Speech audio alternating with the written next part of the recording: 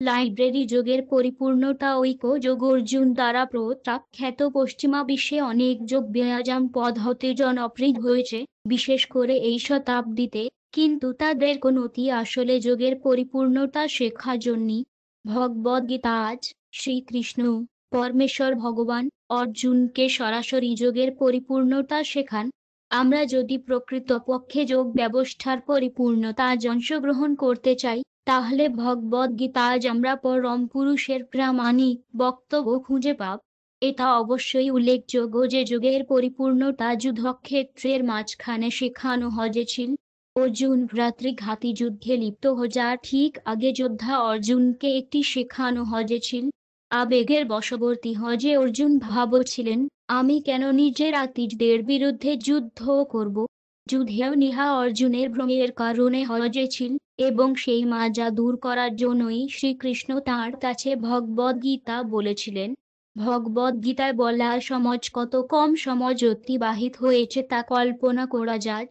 উভয় পক্ষের সমস্ত যোদ্ধা যুদ্ধ করার জন্য প্রস্তুত ছিল, তাই সত্যি খুব কম সময় ছিল, সর্বাধিক ঘন্টা।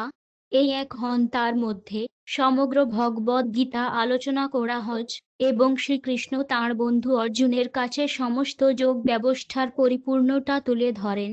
এই মহান বক্তৃতার শেষে অর্জুন তার দুশ্চিন্তা একপাশে রেখে যুদ্ধ করলেন। যাই হোক, বক্তৃতার মধ্যে অর্জুন যখন যোগের ধ্যান পদ্ধতির ব্যাখ্যা শুনেছিলেন, কিভাবে বসতে হয়, কিভাবে শরীর সোজা রাখতে হয়, কিভাবে চোখ অর্ধবন্ধ রাখতে হয় এবং কিভাবে নাকের ডগা বিমুখ না হয়ে তা কাটতে হয়, একজনের মনোযোগ এই সব একটি নির্জন গাছ পরিচালিত হচ্ছে। একা তিনি উত্তর দিলেন, হে মধুসূদন, যোগের যে পদ্ধতিটি আপনি সংক্ষিপ্ত করেছেন তা আমার কাছে অব্যবহারিক এবং অসহনীয় বলে মনে হয়, কারণ মন অস্থির এবং অস্থির। ভগ 6.33। এটি গুরুত্বপূর্ণ। আমাদের সর্বদা মনে রাখতে হবে যে আমরা একটি বস্তুগত পরিস্থিতিতে আছি যেখানে প্রতি মুহূর্তে আমাদের মন আন্দোলনের বিশ্বজ। আসলে আমরা খুব একটা আরামদায়ক পরিস্থিতিতে নেই। আমরা সর্বদা চিন্তা করি যে আমাদের পরিস্থিতি পরিবর্তন করে আমরা আমাদের মানসিক আন্দোলনকে কাটিয়ে উঠব, এবং আমরা সর্বদা চিন্তা করি যে যখন আমরা একটি নির্দিষ্ট স্থানে পৌঁছে যাব তখন সমস্ত মানসিক আন্দোলন অদৃশ্য হয়ে যাবে। কিন্তু এটা জড়-জগতের স্বভাব যে আমরা দুশ্চিন্তা থেকে মুক্ত হতে পারি না। আমাদের দ্বিধা হলো যে আমরা সব সময় আমাদের সমস্যার সমাধান করার চেষ্টা করি, কিন্তু এই মহাবিশ্ব এমনভাবে ডিজাইন করা হয়েছে যে এই সমাধানগুলি কখনোই আসে না। একজন প্রতারক না হয়ে খুব খোলামেলা এবং খোলামেলা হয়ে অর্জুন কৃষ্ণকে বলেন যে তিনি যে যোগ ব্যবস্থা বর্ণনা করেছেন তা তার পক্ষে কার্যকর করা সম্ভব নয়। কৃষ্ণের সাথে কথা বলার সময় এটা তার নয় পর্যপূর্ণ যে অর্জুন তাকে মধুসূদন বলে সম্বোধন করেছেন, যা ইঙ্গিত করে যে ভগবান হলেন রাক্ষস মধুর হত্যাকারী। এটা উল্লেখযোগ্য যে ঈশ্বরের নাম অগণিত, কারণ রাজর্ষি তাঁর ক্রিয়াকলাপ অনুসারে নামকরণ করা হয়। প্রকৃতপক্ষে ঈশ্বরের অসংখ্য নাম রয়েছে কারণ তাঁর অগণিত কার্যকলাপ রয়েছে। আমরা কেবল ঈশ্বরের অংশ, এবং আমরা আমাদের শৈশব থেকে বর্তমান পর্যন্ত কতগুলি কার্যকলাপের নিযুক্ত হয়েছি তা মনে করতে পারি না। ঈশ্বর সীমাহীন, এবং যেহেতু তাঁর কর্মকাণ্ড সীমাহীন, তাই তাঁর সীমাহীন নাম রয়েছে, যার মধ্যে কৃষ্ণই প্রধান। তাহলে অর্জুন কেন তাকে মধুসূদন বলে সম্বোধন করছেন যখন কৃষ্ণের বন্ধু হয়ে তিনি তাকে সরাসরি কৃষ্ণ বলে সম্বোধন করতে পারতেন? উত্তর হলো অর্জুন তার মনকে রাক্ষস মধুর মহা অসুরের মত মনে করেন। যদি কৃষ্ণের পক্ষে মন নামক অসুরকে বধ করা সম্ভব হয়, তবে অর্জুন যোগের সিদ্ধি লাভ করতে সক্ষম হবেন। আমার মন এই রাক্ষস মধুর চেয়ে অনেক শক্তিশালী, অর্জুন বলছেন। দয়া করে আপনি যদি তাকে মেরে ফেলতে পারেন, তাহলে আমার পক্ষে এই যোগ ব্যবস্থা চালানো সম্ভব হবে। এমনকি অর্জুনের মতো মহাপুরুষের মনও সর্বদা আন্দোলিত থাকে। যেমন অর্জুন নিজেই বলেছেন, হে কৃষ্ণ, মন অস্থির, অশান্ত, অনড় এবং অত্যন্ত শক্তিশালী, এবং এটিকে বশ করা আমার কাছে বাতাসকে নিযন্ত্রণ করার চেয়েও কঠিন বলে মনে হয়। ভগ ৬.৩৪। এটা সত্য যে মন সব সময় আমাদের বলছে এখানে যেতে, সেখানে যান, এটি করুন, এটি করুন, এটি সর্বদা আমাদের বলছে কোনো পথে যেতে হবে। এইভাবে যোগ পদ্ধতির যোগফল এবং পদার্থ হলো উত্তেজিত মনকে নিযন্ত্রণ করা। মেডিটেশনাল যোগে আজাম পদ্ধতিতে মনকে নিযন্ত্রিত করা হয় পরমা তাকে কেন্দ্র করে একটা এই যোগের সম্পূর্ণ উদ্দেশ্য। কিন্তু অর্জুন বলেন, এই মনকে নিযন্ত্রণ করা বাতাসকে থামানোর চেয়েও কঠিন। কেউ কল্পনা করতে পারেন যে একজন লোক তার হাত বাড়িয়ে হারিকেন থামানোর চেষ্টা করছে। আমরা কি অনুমান করব যে অর্জুন তার মনকে নিযন্ত্রণ করার জন্য যথেষ্ট যোগ্য নন? আসল ঘটনা হলো যে আমরা অর্জুনের অপরিমেয় যোগ্যতা বুঝতে পারি না। সর্বোপরি তিনি ছিলেন পরমেশ্বর ভগবানের ব্যক্তিগত বন্ধু। এটি একটি অত্যন্ত উচ্চতর অবস্থান এবং এটি এমন একটি যা মহান যোগ্যতা ছাড়া কেউ অর্জন করতে পারে না। এছাড়াও অর্জুন একজন মহান যোদ্ধা এবং প্রশাসক হিসাবে বিখ্যাত ছিলেন। তিনি এমন একজন বুদ্ধিমান মানুষ ছিলেন যে তিনি ঐকঘণ্টার মধ্যে ভগবদ্গীতা বুঝতে পেরেছিলেন, যেখানে বর্তমান মুহূর্তে বড় বড় পণ্ডিতরা সারা জীবনেও এটি বুঝতে পারবেন না। তবুও অর্জুন ভাবছিলেন যে মনকে নিযন্ত্রণ করা তার পক্ষে সম্ভব নয়। তাহলে কি আমরা ধরে নেব যে অর্জুনের পক্ষে আরও উন্নত যুগে যা অসম্ভব ছিল এই অধঃপতন যুগে আমাদের পক্ষে সম্ভব? আমাদের এক মুহূর্তের জন্যও ভাবা উচিত নয় যে আমরা অর্জুনের শ্রেণীভুক্ত। আমরা হাজার গুণ নিকৃষ্ট। তদুপরি অর্জুনের যে কোনো সমাজে যোগ ব্যবস্থা চালানোর কোনো রেকর্ড নেই। তবুও অর্জুন ভগবদ্গীতায় বোঝা যোগ্য একমাত্র মানুষ হিসেবে কৃষ্ণের প্রশংসা করেছিলেন। অর্জুনের মহান যোগ্যতা কি ছিল? শ্রীকৃষ্ণ বলেন, তুমি আমার ভক্ত, তুমি আমার খুব প্রিয় বন্ধু। এই যোগ্যতা থাকা সত্ত্বেও অর্জুন শ্রীকৃষ্ণ দ্বারা বর্ণিত ধ্যানমূলক যোগ ব্যবস্থা সম্পাদন করতে অস্বীকার করেছিলেন। তাহলে আমরা কি উপসংহার করব? আমরা কি মনকে নিযন্ত্রিত করার জন্য হতাশে পড়ি? না, এটি নিযন্ত্রণ করা যায় এবং প্রকৃতি এই কৃষ্ণ চেতনা। মনকে সর্বদা কৃষ্ণে স্থির রাখতে হবে। যতদূর মন কৃষ্ণের মধ্যে নিমগ্ন, ততই তা যোগের পরিপূর্ণতা লাভ করেছে। এখন আমরা যখন শ্রীমদ্ ভাগবত মেয়ের দিকে ফিরে যাই, তখন দ্বাদশ স্ক্যান্ডতে আমরা দেখতে পাই যে সুখদেব গোস্বামী মহারাজা পরীক্ষিতকে বলছেন যে স্বর্ণযুগে, সত্যযুগে মানুষ লক্ষ বছর ধরে বেঁচেছিল এবং সেই সমাজে যখন উন্নত জীবগুলি এত দীর্ঘ সময় বেঁচেছিলেন, যোগের এই ধ্যান পদ্ধতিটি চালানো সম্ভব ছিল। কিন্তু এই ধ্যান প্রক্রিয়ার দ্বারা শত যুগে যা অর্জিত হয়েছিল এবং পরবর্তী যুগে, ত্রেতা যুগে মহাযজ্ঞের মাধ্যমে এবং পরবর্তী যুগে দ্বাপর যুগে মন্দির পূজার মাধ্যমে তা অর্জিত হবে। বর্তমান সমাজে এই কলিযুগে শুধু ভগবানের নাম জপ, হরি কীর্তন, হরে কৃষ্ণ। তাই প্রামাণিক সূত্র থেকে আমরা জানতে পারি যে হরে কৃষ্ণ, কৃষ্ণ কৃষ্ণ, হরে হরে, হরে রাম, রাম রাম, হরে হরে এই যুগের যুগের পূর্ণতার মূর্ত প্রতীক। আজ আমাদের 50 বা 60 বছর বেঁচে থাকার বড় অসুবিধা। একজন মানুষ 80 বা 100 বছর বেঁচে থাকতে পারে, উপরন্তু এই সংক্ষিপ্ত বছরগুলি সর্বদা উদ্বেগ, যুদ্ধ, মহামারী, দুর্ভিক্ষ এবং অন্যান্য অনেক ঝামেলার পরিস্থিতির কারণে অসুবিধায় ভরা। আমরা খুব বুদ্ধিমান নই এবং একই সঙ্গে আমরা দুর্ভাগ্যজনক। এগুলি হলো কলিযুগে, অধঃপতন যুগে বসবাসকারী মানুষের বৈশিষ্ট্য। তাই সঠিকভাবে বলতে গেলে কৃষ্ণ দ্বারা বর্ণিত এই ধ্যানমূলক যোগ পদ্ধতিতে আমরা কখনোই সাফল্য অর্জন করতে পারি না। আমরা এই সিস্টেমের কিছু ছদ্ম অভিযোজন দ্বারা শুধুমাত্র আমাদের ব্যক্তিগত ইচ্ছাকে পরিতৃপ্ত করতে পারি।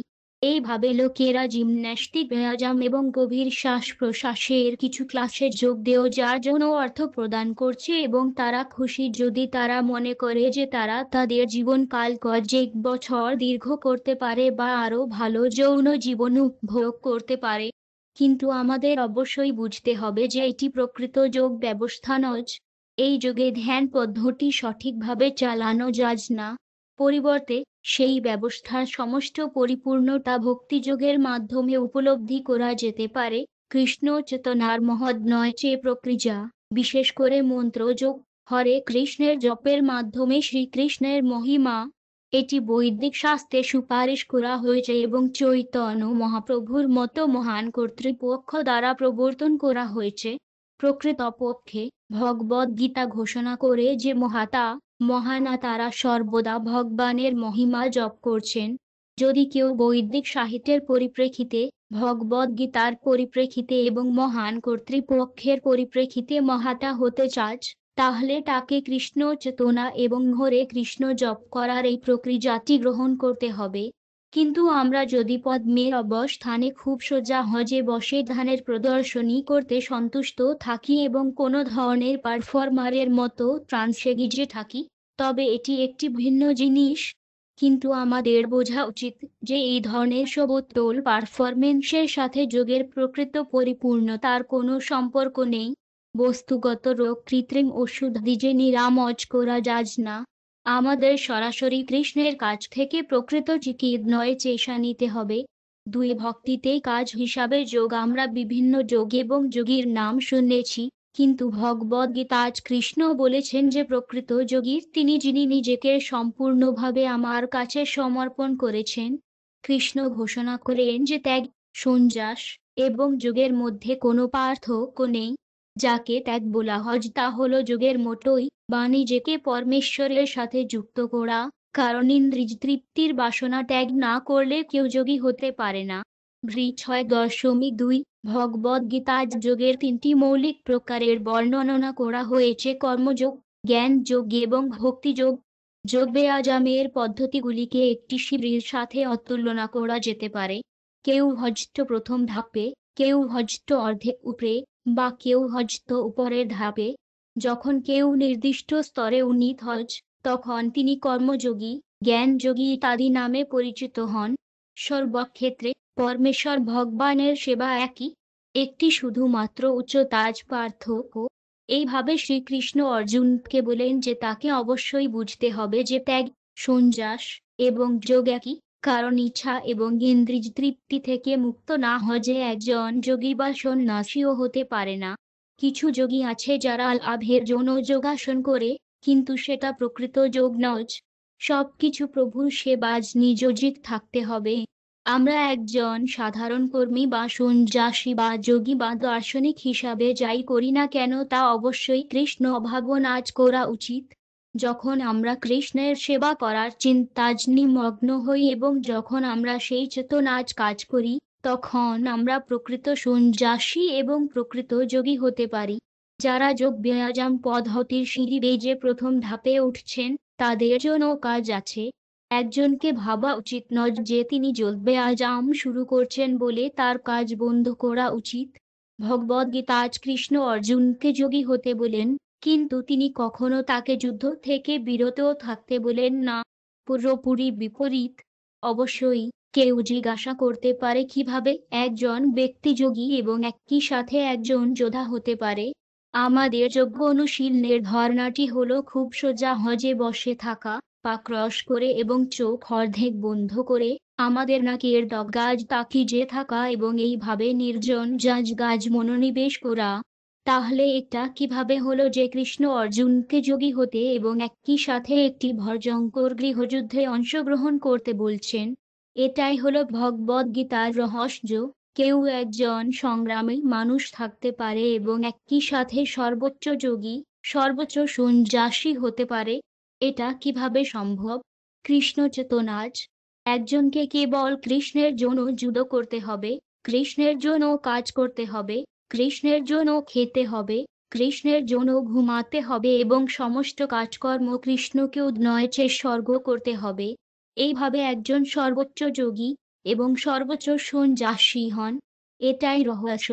ভগবদ্গীতার 6ষ্ঠ অধ্যায়ে শ্রীকৃষ্ণ অর্জুনকে নির্দেশ দেন কিভাবে ধ্যান যোগ করতে হয়, কিন্তু অর্জুন তাকে খুব কঠিন বলে প্রত্যাখ্যান করেন। তাহলে কিভাবে অর্জুনকে একজন মহান যোগী হিসেবে বিবেচনা করা হয়? যদিও কৃষ্ণ দেখেছিলেন যে অর্জুন ধ্যান পদ্ধতি প্রত্যাখ্যান করছেন, তিনি অর্জুনকে সর্বোচ্চ যোগী বলে ঘোষণা করেছিলেন, কারণ তুমি সর্বদা আমার কথা চিন্তা কর। হঠ, কর্ম, জ্ঞান, ভক্তি বা অন্য কোনো যোগ ব্যবস্থা, ত্যাগ বা দানের সমস্ত যোগ ব্যবস্থার সারাংশ হল কৃষ্ণের কথা চিন্তা করা। আধ্যাত্মিক উপলব্ধির জন্য সমস্ত সুপারিশকৃত কার্যকলাপ কৃষ্ণ চেতনাজ শেষ হজ, সর্বদা কৃষ্ণের কথা চিন্তা করে। মানব জীবনের প্রকৃত পরিপূর্ণতা নিহিত রয়েছে সর্বদা কৃষ্ণ সচেতন থাকা এবং সর্বপ্রকার ক্রিয়াকলাপ সম্পাদন করার সময় সর্বদা কৃষ্ণ সম্পর্কে সচেতন থাকা। প্রাথমিক পর্যায়ে একজনকে সর্বদা কৃষ্ণের জন্য কাজ করার পরামর্শ দেওয়া হজ। একজনকে সর্বদা কিছু কর্তব্য বা কিছু ব্যস্ততার সন্ধান করতে হবে, কারণ ঐকশিক কেন্দ্রের জন্য ও নিষ্ক্রিয় থাকা একটি খারাপ নীতি। যখন একজন প্রকৃতপক্ষে এই ধরনের ব্যস্ততার মধ্য দিয়ে অগ্রসর হজ, তখন সে শারীরিকভাবে কাজ নাও করতে পারে, কিন্তু সে সর্বদা কৃষ্ণের কথা চিন্তা করে ভেতরে নিযুক্ত থাকে। তবে প্রাথমিক পর্যায়ে একজনকে সর্বদা কৃষ্ণের সেবাজ নিজের ইন্দ্রিয়গুলিকে নিযুক্ত করার পরামর্শ দেওয়া হজ। কৃষ্ণের সেবা করার জন্য বিভিন্ন ধরনের কাজকর্ম করা যেতে পারে। International society for Krishna consciousness সেই কার্যক্রমে প্রত্যক্ষ আগ্রহী ভক্তদের সাহায্য করার উদ্দেশ্যে, যারা কৃষ্ণ চেতনাজ কাজ করে তাদের জন্য কৃষ্ণের সেবা করার জন্য দিনে পর্যাপ্ত ঘণ্টা নেই। সেখানে সর্বদা কর্মকাণ্ড, ব্যস্ততা, দিন রাত উভয়ই থাকে, যা কৃষ্ণ চেতনার ছাত্র আনন্দের সাথে সম্পাদন করে। এটাই প্রকৃত সুখের পর্যায়। কৃষ্ণের জন্য অবিরাম ব্যস্ততা এবং সারা বিশ্বে কৃষ্ণ চেতনা ছড়িয়ে দেওয়া।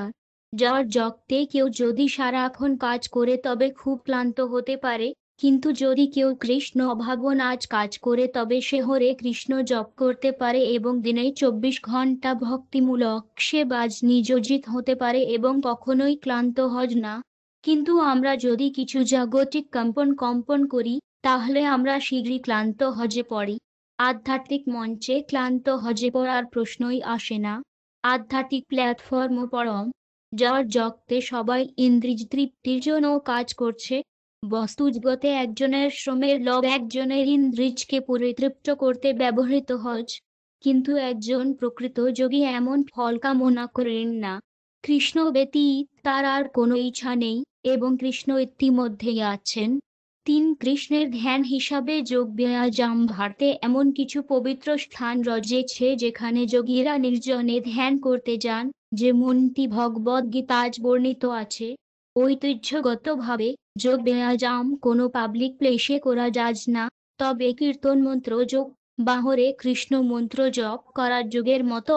হরে কৃষ্ণ কৃষ্ণ কৃষ্ণ হরে হরে, হরে রাম রাম রাম হরে হরে উদ্বিগ্ন। যত বেশি লোক উপস্থিত তত ভালো। প্রায় 50 বছর আগে যখন ভগবান চৈতন্য মহাপ্রভু ভারতে কীর্তন করছিলেন, তখন তিনি প্রতিটি দলে 16 জনকে সংগঠিত করেছিলেন জপের নেতৃত্ব দেওয়ার জন্য, এবং হাজার হাজার লোক তাদের সাথে জপ করেছিল। কীর্তন আজ এই অংশগ্রহণ ঈশ্বরের নাম মহিমার সর্বজনীন জপে এই যুগে খুবই সম্ভব এবং বাস্তবে সহজ, কিন্তু যতদূর যোগ ব্যায়ামের ধ্যান প্রক্রিয়া সংশ্লিষ্ট, এটি খুবই কঠিন। ভগবদ গীতায় বিশেষভাবে বলা হয়েছে যে ধ্যান যোগ করার জন্য একজনকে নির্জন ও পবিত্র স্থানে যেতে হবে, অন্য কথায় বাড়ি ছাড়তে হবে। অতিরিক্ত জনসংখ্যার এই যুগে একটি নির্জন স্থান খুঁজে পাওয়া যা সব সময় সম্ভব নয়, তবে ভক্তিযোগে এটি প্রয়োজনীয় নয়। ভক্তিযোগ ব্যবস্থায় 9টি ভিন্ন প্রক্রিয়া রয়েছে: শ্রবণ করা, জপ করা, স্মরণ করা, সেবা করা, মন্দিরে দেবতার পূজা করা, প্রার্থনা করা, আদেশ পালন করা, কৃষ্ণকে বন্ধু হিসাবে সেবা করা এবং তাঁর জন্য বলিদান। এর মধ্যে শ্রবণম কীর্তনম, শ্রবণ এবং জপ সবচেয়ে গুরুত্বপূর্ণ বলে মনে করা হয়। একটি পাবলিক কীর্তন আজ একজন ব্যক্তি হরে কৃষ্ণ কৃষ্ণ কৃষ্ণ হরে হরে, হরে রাম রাম রাম হরে হরে জপ করতে পারেন। যখন একটি দল শ্রবণ করে এবং মন্ত্রের শেষে দলটি সাড়া দিতে পারে, এবং এইভাবে শ্রবণ এবং জপে একটি প্রতিদান আছে। একটি সহজেই নিজের বাড়িতে বন্ধুদের একটি ছোট দল বা একটি বড় পাবলিক প্লেসে অনেক লোকের সাথে সঞ্চালিত হতে পারে। কেউ একটি বড় শহরে বা একটি সমাজে ধ্যানমূলক যোগ অনুশীলন করার চেষ্টা করতে পারে, তবে একজনকে অবশ্যই বুঝতে হবে যে এটি নিজের উপমা এবং ভগবদ্গীতা আজ প্রস্তাবিত পদ্ধতি নয়। যোগে আজাম পদ্ধতির পুরো প্রক্রিয়াটি হলো নিজেকে শুদ্ধ করা। আর এই শুদ্ধি কি? শুদ্ধিকরণ একজনের প্রকৃত পরিচয় উপলব্ধি করে। শুদ্ধি হচ্ছে এই উপলব্ধি যে আমি বিশুদ্ধ আত্মা, আমি এই বিসর্জ নই। বস্তুগত যোগাযোগের কারণে আমরা পদার্থের সাথে নিজেদেরকে চিহ্নিত করছি এবং আমরা ভাবছি আমি এই দেহ। কিন্তু প্রকৃত যোগাসন সম্পাদন করার জন্য একজনকে অবশ্যই তার সাংবিধানিক অবস্থানকে বস্তু থেকে স্বতন্ত্র হিসেবে উপলব্ধি করতে হবে। একটি নির্জন স্থান খুঁজে বের করা এবং ধ্যান প্রক্রিয়া চালানোর উদ্দেশ্য এই বোঝার জন্য আসা। কেউ যদি ভুলভাবে প্রক্রিয়াটি চালায় তবে এই বোঝার মধ্যে আসা সম্ভব নয়। যাই হোক না কেন, এটি ভগবান চৈতন্য মহাপ্রভুর বিবেচনায় এই ঝগড়া ও যে যুগে, কলিযুগে, এই নাম জপ ছাড়া আধ্যাত্মিক উপলব্ধির আর কোনো উপায় নেই। অন্য কোনো উপায় নেই, অন্য কোনো উপায় নেই, অন্য কোনো উপায় নেই। একটি সাধারণত মনে করা হয় অন্তর পশ্চিমা বিশ্বে যোগ ব্যায়াম পদ্ধতিতে শূন্যতার উপর ধ্যান করা জড়িত।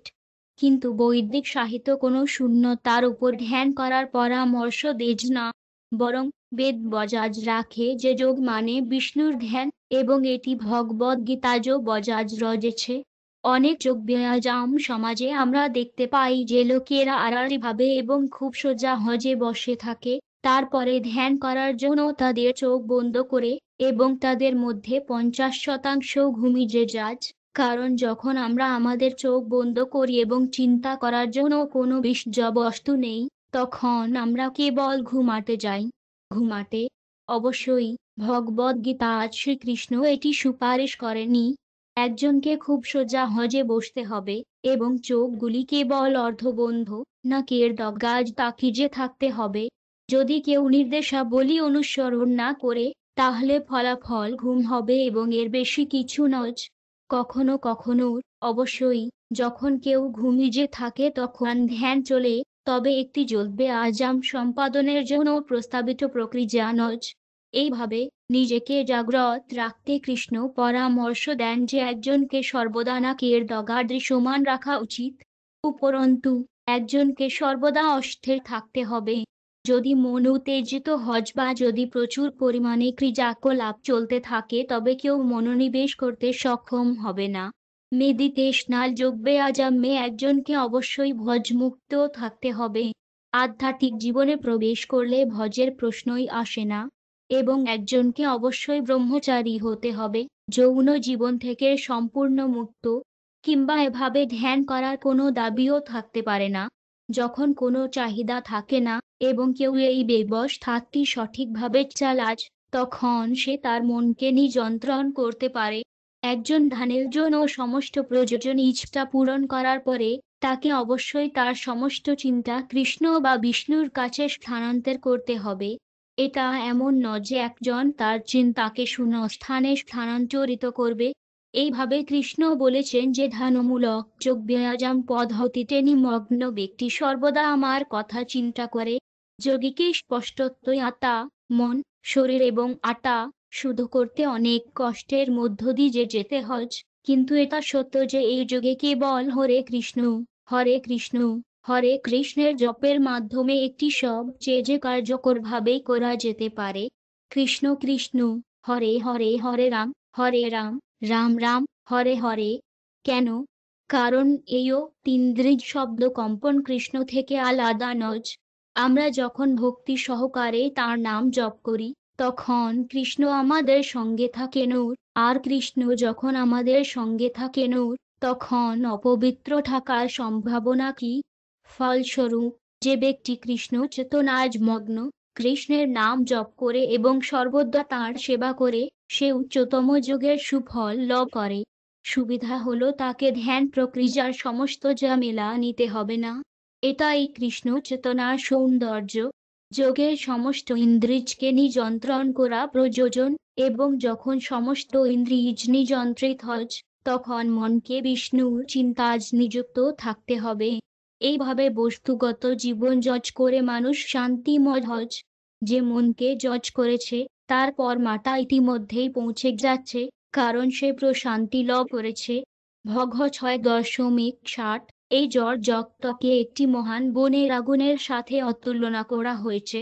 অরণ্যে যেমন অগ্নি স্বয়ংক্রিয়ভাবে সংঘটিত হতে পারে, তেমনি এই জগতে যদিও আমরা শান্তিতে বসবাস করার চেষ্টা করতে পারি, সেখানে সর্বদা একটি বড় অগ্নিসংযোগ থাকে।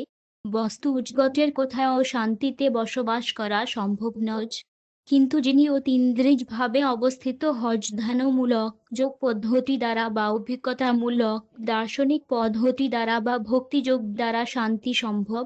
সকল প্রকার যোগাসন অতীন্দ্রিয় জীবনের জন্য, তবে জপ পদ্ধতি এই যুগে বিশেষভাবেই কার্যকর। কীর্তন ঘন্টার পর ঘন্টা চলতে পারে এবং একজন ক্লান্ত বোধ নয় করতে পারে, কিন্তু কয়েক মিনিটেরও বেশি সময় ধরে নিখুঁতভাবে স্থির হজে বসে থাকা কঠিন। তথাপি প্রক্রিয়া যাই হোক না কেন, একবার বস্তুগত জীবনের আগুন নিভে গেলে কেউ কেবল নৈর্ব্যক্তিক শূন্যতাকে অনুভব করতে পারে না, বরং কৃষ্ণ যেমন অর্জুনকে বলেন, একজন পরম আভ্যাসে প্রবেশ করেন। এই পদ্ধতিতে ধ্যান করার মাধ্যমে সর্বদা শরীর, মন এবং ক্রিয়াকলাপ আপনি যন্ত্রণ করে অতীন্দ্রিয়বাদী বস্তুগত অষ্টিটের অবসানের মাধ্যমে ঈশ্বরের রাজে প্রাপ্ত হন। ভগ 6.15। কৃষ্ণের বাসস্থান অকার্যকর নয়। এটি একটি স্থাপনার মতো, এবং একটি প্রতিষ্ঠানে বিভিন্ন ধরনের ব্যস্ততা থাকে। সফল যোগী প্রকৃতপক্ষে ঈশ্বরের রাজে পৌঁছান, যেখানে আধ্যাত্মিক বৈচিত্র্য রয়েছে। যোগ প্রক্রিয়াগুলি কেবল সেই অভ্যাসে প্রবেশ করার জন্য নিজেকে উন্নত করার উপায়। প্রকৃতপক্ষে আমরা সেই আবাসেরই, কিন্তু বিস্মৃত হয় যে আমরা এই জগতে পড়ে আছি। একজন পাগল যেমন পাগল হজে যায় এবং তাকে পাগলের আশ্রয়ে রাখা হয়, তেমনি আমরাও আমাদের আধ্যাত্মিক পরিচয়ধারী যে পাগল হজে যাই এবং এই জগতে প্রবেশ করি। এভাবে বস্তুজগৎ নয় চেয়ে হলো ঐক্য প্রকার পাগলের আশ্রয়, এবং আমরা সহজেই লক্ষ্য করতে পারি যে এখানে খুব বিচক্ষণতার সাথে কিছুই করা হজ না। আমাদের আসল কাজ হলো বের হওয়া এবং ঈশ্বরের রাজে প্রবেশ করা। ভগবদ্গীতায় কৃষ্ণ এই রাজের তথ্য দেন এবং তাঁর অবস্থান এবং আমাদের অবস্থান সম্পর্কে নির্দেশনা দেন, তিনি কি এবং আমরা কি। প্রয়োজনীয় সমস্ত তথ্য ভগবদ্গীতায় বর্ণিত আছে, এবং একজন বিবেকবান মানুষ এই জ্ঞানের সদ্ব্যবহার করবে। চার শরীর এবং মন নিযন্ত্রণ হিসাবে যোগ ব্যায়াম ভগবদ্গীতা জুড়ে কৃষ্ণ অর্জুনকে যুদ্ধে উৎসাহিত করছিলেন, কারণ তিনি ছিলেন একজন যোদ্ধা এবং যুদ্ধ করাই ছিল তাঁর কর্তব্য। যদিও কৃষ্ণ ষষ্ঠ অধ্যায়ে ধ্যানমূলক যোগ পদ্ধতির বর্ণনা দিয়েছেন, তিনি এটিকে জোর দেন না বা অর্জুনকে তার পথ হিসাবে একটি অনুসরণ করতে উৎসাহিত করেন না। কৃষ্ণ স্বীকার করেছেন যে এই ধ্যান প্রক্রিয়া খুবই কঠিন। ধন ভগবান বলেছেন, হে কুন্তির পরাক্রমশালী পুত্র, নিঃসন্দেহে চঞ্চল মনকে সংযত করা খুব কঠিন, কিন্তু নিরন্তর অনুশীলন এবং বিচ্ছিন্নতার দ্বারা এটি সম্ভব। ভগ 6.35। এখানে কৃষ্ণ মনকে নিযন্ত্রণ করার উপায় হিসাবে অনুশীলন এবং ত্যাগের উপর জোর দিয়েছেন। কিন্তু সেই ত্যাগ কি? আজ আমাদের পক্ষে কিছু ত্যাগ করা খুব কমই সম্ভব, কারণ আমরা এত ব্যচিত্রময় ব্যসজ্জিক ইন্দ্রিয় আনন্দে অভ্যস্ত। অনিযন্ত্রিত ইন্দ্রিয় ভোগের জীবন যাপন করা সত্ত্বেও আমরা যোগ ক্লাসে যোগদান করি এবং সাফল্য অর্জনের আশা করি। যোগ ব্যায়ামের সঠিক প্রয়োগের সাথে জড়িত অনেক বিধি ও প্রবিধান রয়েছে এবং আমাদের মধ্যে বেশিরভাগই ধূমপানের মতো একটি সহজ অভ্যাস ত্যাগ করতে পারে না। মেডিটেশনাল যোগ ব্যায়াম পদ্ধতির উপর তাঁর বক্তৃতা আজ কৃষ্ণ ঘোষণা করেন যে যোগ ব্যায়াম সঠিকভাবে করা যায় না যে খুব বেশি খাজ বা খুব কম খাজ। যে নিজেকে ক্ষুধার্ত সে সঠিকভাবে যোগ ব্যায়াম করতে পারে না। যে ব্যক্তি প্রয়োজনের চেয়ে যে বেশি খায় সেও পারে না। খাওয়ার প্রক্রিয়াটি মাঝারি হওয়া উচিত। শরীর এবং আত্মাকে একসাথে রাখার জন্য যথেষ্ট, এটা জিহ্বার ভোগের জন্য হওয়া উচিত নয়। যখন সুস্বাদু খাবারগুলি আমাদের সামনে আসে, তখন আমরা কেবল একটি প্রস্তুতি নয় বরং ২, ৩ এবং ৪ এবং উপরের দিকে নিতে অভ্যস্ত। আমাদের জিহ্বা কখনোই তৃপ্ত হয় না। কিন্তু ভারতে এটা অস্বাভাবিক নয় যে একজন যোগী দিনে মাত্র চামচ চাল খান এবং এর বেশি কিছু নয়। কেউ যদি খুব বেশি ঘুমায় বা পর্যাপ্ত ঘুম না করে তবে কেউ ধ্যানমূলক যোগ ব্যায়াম চালাতে পারে না। কৃষ্ণ বলেন না যে স্বপ্নহীন ঘুমের মতো জিনিস আছে। ঘুমাতে যাও যার সাথে সাথে আমরা একটি স্বপ্ন দেখব, যদিও আমরা তা মনে রাখতে পারি না। গীতা কৃষ্ণ সতর্ক করেছেন যে যেই ব্যক্তি ঘুমের মধ্যে খুব বেশি স্বপ্ন দেখেন তিনি সঠিকভাবে যোগ ব্যায়াম করতে পারেন না।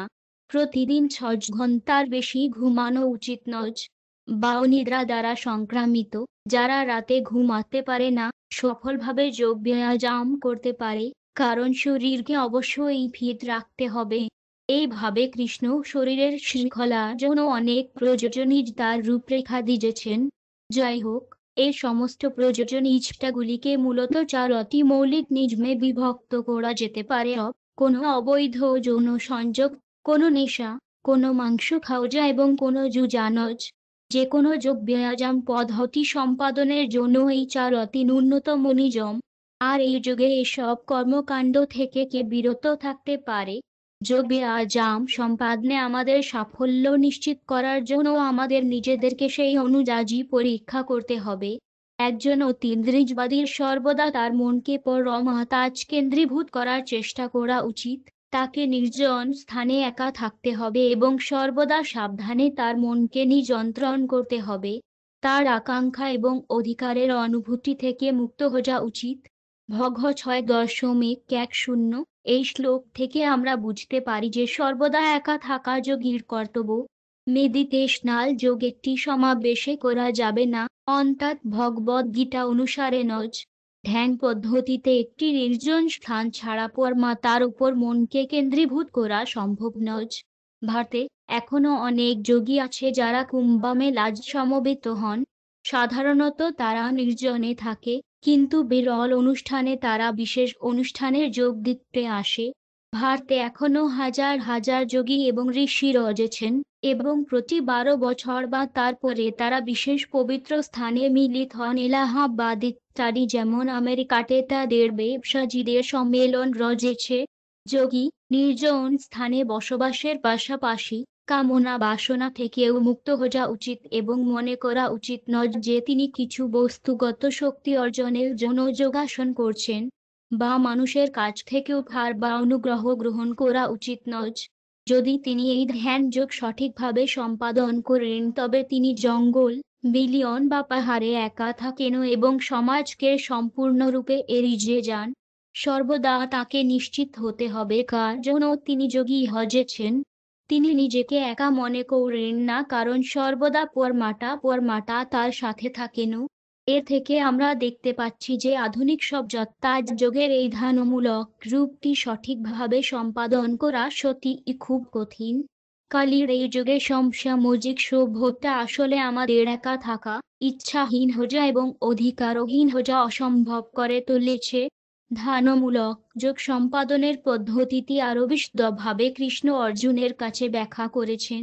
শ্রীকৃষ্ণ বলেছেন, যোগ অনুশীলন করার জন্য একজনকে নির্জন স্থানে যেতে হবে এবং মাটিতে কুশ ঘাস বিছিয়ে দিতে হবে এবং তারপর একটি হরিণের চামড়া এবং একটি নরম কাপড় দিয়ে ঢেকে দিতে হবে। আসনটি খুব উঁচু বা খুব নিচু নয় এবং একটি পবিত্র স্থানে অবস্থিত হওয়া উচিত। যোগীর তখন খুব দৃঢ়ভাবে বসতে হবে এবং মন ও ইন্দ্রিয়কে নিয়ন্ত্রণ করে, হৃদয়কে শুদ্ধ করে এবং মনকে ঐক্য বিন্দুতে স্থির করে যোগ অনুশীলন করা উচিত। ভগবত ৬ নভেম্বর ১২ সাধারণত যোগীরা বাঘের চামড়া বা হরিণের চামড়ায় বসেন কারণ সরীসৃপরা তাদের ধ্যানে ব্যাঘাত ঘটাতে এই ধরনের চামড়া সামগ্রী দেন না। মনে হয় যে ঈশ্বরের সৃষ্টিতে সবকিছুরই একটা ব্যবহার আছে। প্রতিটি ঘাস এবং ভেষজ এর ব্যবহার রয়েছে এবং একটি কিছু কাজ করে, যদিও আমরা জানি না এটি কি। তাই ভগবদ গীতায় কৃষ্ণ এমন কিছু বিধান করেছেন যাতে যোগীকে নিজে চিন্তা করতে হয় না। নির্জন পরিবেশে একটি ভালো বসার জায়গা অর্জন করার পরে যোগী তার শরীর, মন এবং আটাকে শুদ্ধ করতে শুরু করেন। যোগীর চিন্তা করা উচিত নয়, এখন আমি কিছু বিস্ময়কর শক্তি অর্জন করার চেষ্টা করব। কখনো কখনো যোগীরা নির্দিষ্ট সিদ্ধি বা শক্তি অর্জন করে, কিন্তু এগুলি যোগের উদ্দেশ্য নয় এবং প্রকৃত যোগীরা তাদের প্রদর্শন করে না।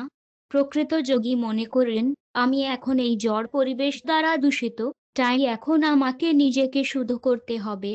আমরা দ্রুত দেখতে পাচ্ছি যে মন এবং শরীর নিয়ন্ত্রণ করা এত সহজ জিনিস নয় এবং আমরা দোকানে গিয়ে কিছু কেনার মতো সহজে তাদের নিয়ন্ত্রণ করতে পারি না। কিন্তু কৃষ্ণ নির্দেশ করে যে এই নিয়মগুলি সহজেই অনুসরণ করা যেতে পারে যখন আমরা কৃষ্ণ চেতনায় থাকি। অবশ্যই সবাই যৌন জীবন দ্বারা অনুপ্রাণিত হয়, কিন্তু যৌন জীবন আসলে নিরুদ্ধ নয়, শাহিত হয় না। আমাদের এই জড় দেহ আছে এবং যতদিন আমাদের আছে যৌন ইচ্ছা থাকবে। একইভাবে যতক্ষণ আমাদের শরীর আছে, আমাদের অবশ্যই এটি বজায় রাখার জন্য খেতে হবে এবং একটিকে বিশ্রাম দেও যার জন্য আমাদের ঘুমাতে হবে। আমরা এই ক্রিয়াকলাপগুলিকে প্রত্যাখ্যান করার আশা করতে পারি না, তবে বৈদিক সাহিত্য আমাদের খাওয়া, ঘুম, সঙ্গম ইত্যাদি নিয়ন্ত্রণের জন্য নির্দেশিকা দেয়। আমরা যদি যোগ ব্যায়াম পদ্ধতিতে সফলতা আশা করি, তবে আমরা আমাদের বাড়ির ইন্দ্রিয়গুলিকে আমাদের পথে নামানোর অনুমতি দিতে পারি না। ইন্দ্রিয় বস্তু, তাই নির্দেশিকা সেট আপ করা হয়। ভগবান শ্রীকৃষ্ণ পরামর্শ দিচ্ছেন যে মনকে নিয়ন্ত্রণের মাধ্যমে নিয়ন্ত্রণ করা যেতে পারে। আমরা যদি আমাদের কার্যক্রম নিয়ন্ত্রণ না করি, তবে আমাদের মন আরও বেশি আন্দোলিত হবে। এমন নয় যে কর্মকাণ্ড বন্ধ করতে হবে, তবে নিয়ন্ত্রিত মন সর্বদা কৃষ্ণ চেতনায় নিয়োজিত। সর্বদা কৃষ্ণের সাথে যুক্ত কিছু কার্যকলাপের নিযুক্ত থাকা এই প্রকৃত সমাধি। এটা এমন নয় যে যখন কেউ সমাধিতে থাকে তখন সে কাজ করে না, ঘুমায় না বা কোনোভাবেই উপভোগ করে না। বরং সমাধিকে কৃষ্ণের চিন্তায় মগ্ন থাকাকালীন নিযন্ত্রিত ক্রিয়াকলাপ সম্পাদন হিসাবে সংজ্ঞায়িত করা যেতে পারে, যার মন লাগামহীন। কৃষ্ণ আরও বলেছেন, আত্ম উপলব্ধি কঠিন কাজ। ভগ 6.36 যে কেউ জানে যে লাগামহীন ঘোড়া চড়া বিপজ্জনক, সে যে কোনো গতিতে যে কোনো দিকে যেতে পারে এবং তার আরোহীর কিছু ক্ষতি হওয়ার সম্ভাবনা থাকে। যতদূর মন লাগামহীন, কৃষ্ণ অর্জুনের সাথে একমত যে যোগ ব্যবস্থা সত্যিই খুব কঠিন কাজ। কিন্তু কৃষ্ণ যোগ করেছেন, যার মন নিযন্ত্রিত এবং সঠিক উপায়ে চেষ্টা করে সে সাফল্য নিশ্চিত। এটাই আমার বিচার। ভগ 6.36 সঠিক উপায়ে চেষ্টা বলতে কি বোঝানো হয়েছে? একজনকে উল্লিখিত 4টি মৌলিক নিযন্ত্রক নীতি অনুসরণ করার চেষ্টা করতে হবে এবং কৃষ্ণ চেতনায় নিমগ্ন তার ক্রিয়াকলাপ সম্পাদন করতে হবে। যদি কেউ বাড়িতে যোগ ব্যায়ামে নিযুক্ত হতে চায়, তবে তাকে নিশ্চিত করতে হবে যে তার অন্যান্য ব্যস্ততা মধ্যপন্থী। শুধু জীবিকা নির্বাহের জন্য কঠোর পরিশ্রম করে সেদিনের বেশি সময় কাটাতে পারে না। খুব পরিমিতভাবে কাজ করা উচিত, খুব পরিমিত খাওয়া উচিত, খুব পরিমিতভাবে ইন্দ্রিয়গুলিকে তৃপ্ত করা উচিত এবং তার জীবনকে যতটা সম্ভব উদ্বেগমুক্ত রাখা উচিত। এইভাবে যোগ অনুশীলন সফল হতে পারে। কোনো জ্ঞানের দ্বারা আমরা বলতে পারি যে একজন যোগে সিদ্ধি লাভ করেছে। কৃষ্ণ ইঙ্গিত করেন যে একজন যোগে অবস্থান করেন যখন তার চেতনা সম্পূর্ণরূপে তার নিযন্ত্রণে থাকে। যখন যোগী যোগ অনুশীলনের দ্বারা তার মানসিক ক্রিয়াকলাপগুলিকে শৃঙ্খলাবদ্ধ করে এবং সমস্ত বাহ্যিক আকাঙ্ক্ষা বর্জিত ঊর্ধ্বগতিতে অবস্থিত হজ দেশ, তাকে যোগ প্রাপ্তি বলে বলা হয়। ভগ 6.18 যিনি যোগ সাধন করেছেন তিনি তার মনের আদেশের ওপর নির্ভরশীল নন, বরং মন তার নিযন্ত্রণে আসে। মনকে নিভিজে দেওয়া বা নির্বাপিত করা হয় না, কারণ সর্বদা কৃষ্ণ বা বিষ্ণুর কথা ভাবা যোগীর কাজ। যোগী তার মনকে বাইরে যেতে দিতে পারে না। এটা খুব কঠিন শোনাতে পারে, কিন্তু কৃষ্ণ চেতনায় এটা সম্ভব। যখন কেউ সর্বদা কৃষ্ণ ভাবনায়, কৃষ্ণের সেবায় নিয়োজিত থাকে, তখন কৃষ্ণের থেকে দূরে সরে যাওয়া কিভাবে সম্ভব? কৃষ্ণের সেবায় মন স্বয়ংক্রিয়ভাবে নিযন্ত্রিত হয়। অথবা যোগীর বস্তুগত ইন্দ্রিয় তৃপ্তির কোনো ইচ্ছা থাকা উচিত নয়। যদি কেউ কৃষ্ণ ভাবনায় থাকে তবে কৃষ্ণ ছাড়া তার আর কোনো কামনা নেই। ইচ্ছাহীন হয়ে যাওয়া সম্ভব নয়। ইন্দ্রিয় তৃপ্তির আকাঙ্ক্ষা অবশ্যই শুদ্ধিকরণ প্রক্রিয়ার মাধ্যমে কাটিয়ে উঠতে হবে, তবে কৃষ্ণের আকাঙ্ক্ষা গড়ে তুলতে হবে। এটা সহজে আমরা ইচ্ছা স্থানান্তর করতে হবে। বাসনাকে হত্যা করার প্রশ্নই আসে না, কারণ কামনা জীবের নিত্য সঙ্গী। কৃষ্ণ চেতনা হলো এমন একটি প্রক্রিয়া যার মাধ্যমে একজন তার আকাঙ্ক্ষাকে শুদ্ধ করে ইন্দ্রিয় তৃপ্তির জন্য এত কিছু কামনা করার পরিবর্তে একজন কেবল কৃষ্ণের সেবার জন্য জিনিস কামনা করে। উদাহরণস্বরূপ, আমরা সুস্বাদু খাবারের ইচ্ছা করতে পারি, কিন্তু নিজেদের জন্য খাদ্য সামগ্রী প্রস্তুত করার পরিবর্তে আমরা সেগুলি কৃষ্ণের জন্য প্রস্তুত করতে পারি এবং তাদের অর্পণ করতে পারি। ক্রিয়া যে আহ্লাদা তা নয়, কিন্তু আমার ইন্দ্রিয়ের জন্য অভিনয় করার চিন্তা থেকে কৃষ্ণের জন্য অভিনয় করার চিন্তা করার জন্য চেতনার স্থানান্তর রয়েছে। আমরা কৃষ্ণের জন্য চমৎনয় চেকার দুগ্ধজাত দ্রব্য, শাকসবজি, শস্য, ফল এবং অন্যান্য নিরামিষ খাবার প্রস্তুত করতে পারি এবং তারপরে সেগুলি তাঁর কাছে অর্পণ করতে পারি, প্রার্থনা করে এই বস্তুগত দেহাতি অগতার গোলড এবং ইন্দ্রিয়গুলি মৃত্যুর দিকে নিয়ে যা পথের একটি নেতজর্ক। সমস্ত ইন্দ্রিয়ের মধ্যে জিহ্বা সবচেয়ে যে উদাসীন এবং নিযন্ত্রণ করা কঠিন। এই পৃথিবীতে জিহ্বাকে জজ করা খুব কঠিন, তাই শ্রীকৃষ্ণ আমাদের জিহ্বাকে জজ করার জন্য এই চমৎনয় চেকার প্রসাদ আধ্যাত্মিক দিয়েছেন। তাই আসুন আমরা এই প্রসাদটিকে আমাদের পূর্ণ সন্তুষ্টির জন্য গ্রহণ করি এবং তাদের প্রভূত শ্রী শ্রী রাধা ও কৃষ্ণকে মহিমান্বিত করি এবং প্রেমে ভগবান চৈতন্য ও নিত্যানন্দ প্রভুর সাহায্য প্রার্থনা করি। এইভাবে আমাদের কর্মফল উন্নয় স্বর্গ করা হয়, কারণ প্রথম থেকেই আমরা ভাবছি যে কৃষ্ণকে অন্ন দেওয়া হচ্ছে। খাবারের জন্য আমাদের কোনো ব্যক্তিগত ইচ্ছা থাকা উচিত নয়, তবে কৃষ্ণ এতই করুণাময় যে তিনি আমাদের খেতে দেন। এভাবেই আমাদের ইচ্ছা পূরণ হয়। যখন কেউ তার জীবনকে এমনভাবে ঢালাই করে কৃষ্ণের কাছে তার আকাঙ্ক্ষাগুলিকে ঢেকে দেয়, তখন বোঝা যায় যে তিনি যোগে পরিপূর্ণতা অর্জন করেছেন। শুধু গভীরভাবে শ্বাস নেওয়া এবং কিছু ব্যায়াম করা যোগ ব্যায়াম নয়, যতদূর ভগবদ গীতা সংশ্লিষ্ট চেতনার সম্পূর্ণ সুদীপ প্রযোজন। যোগ ব্যায়াম সম্পাদনে এটি অত্যন্ত গুরুত্বপূর্ণ যে মন উত্তেজিত হয় না। বাতাসহীন স্থানে প্রদীপ যেমন নড়তে পারে না, তেমনি অতীন্দ্রিয়বাদী যার মন নিযন্ত্রিত, তিনি সর্বদা অতীন্দ্রিয় তার ধ্যানে স্থির থাকেন। ভগ 6.19 যখন একটি মোমবাতি একটি বাজুহীন গাছ থাকে, তখন তার শিখা সোজা থাকে এবং জ্বলতে পারে না। অগ্নিশিখার মতো মন এত বস্তুগত আকাঙ্ক্ষার জন্য সংবেদনশীল যে সামান্য আন্দোলনের সাথেই একটি সরে যাবে। মনের একটু নড়াচড়া পুরো চেতনাকে বদলে দিতে পারে। তাই ভারতে একজন গুরুত্ব সহকারে যোগ্য অনুশীলনকারী ঐতিহ্যগতভাবে ব্রহ্মচারী বা ব্রহ্মচারী থেকে যায়।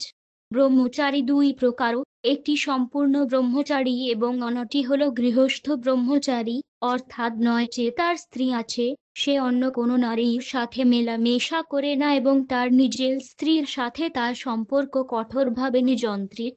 এইভাবে সম্পূর্ণ ব্রহ্মচর্য বা সীমাবদ্ধ যৌন জীবন দ্বারা একজনের মনকে উত্তেজিত হওয়া থেকে রক্ষা করা হয়। তবু যখন কেউ পূর্ণ ব্রহ্মচারী থাকার ব্রত নেয়, তখন তার মন যৌন কামনায় উত্তেজিত হতে পারে। তাই ভারতে যারা ব্রহ্মচর্যের কঠোর শর্তের অধীনে ঐতিহ্যগত যোগ অনুশীলন করে তাদের মা, বোন বা মেয়ের সাথে একা বসতে দেওয়া হয় না। মন এতটাই চঞ্চল যে সামান্য পরামর্শই বিপর্যয় সৃষ্টি করতে পারে।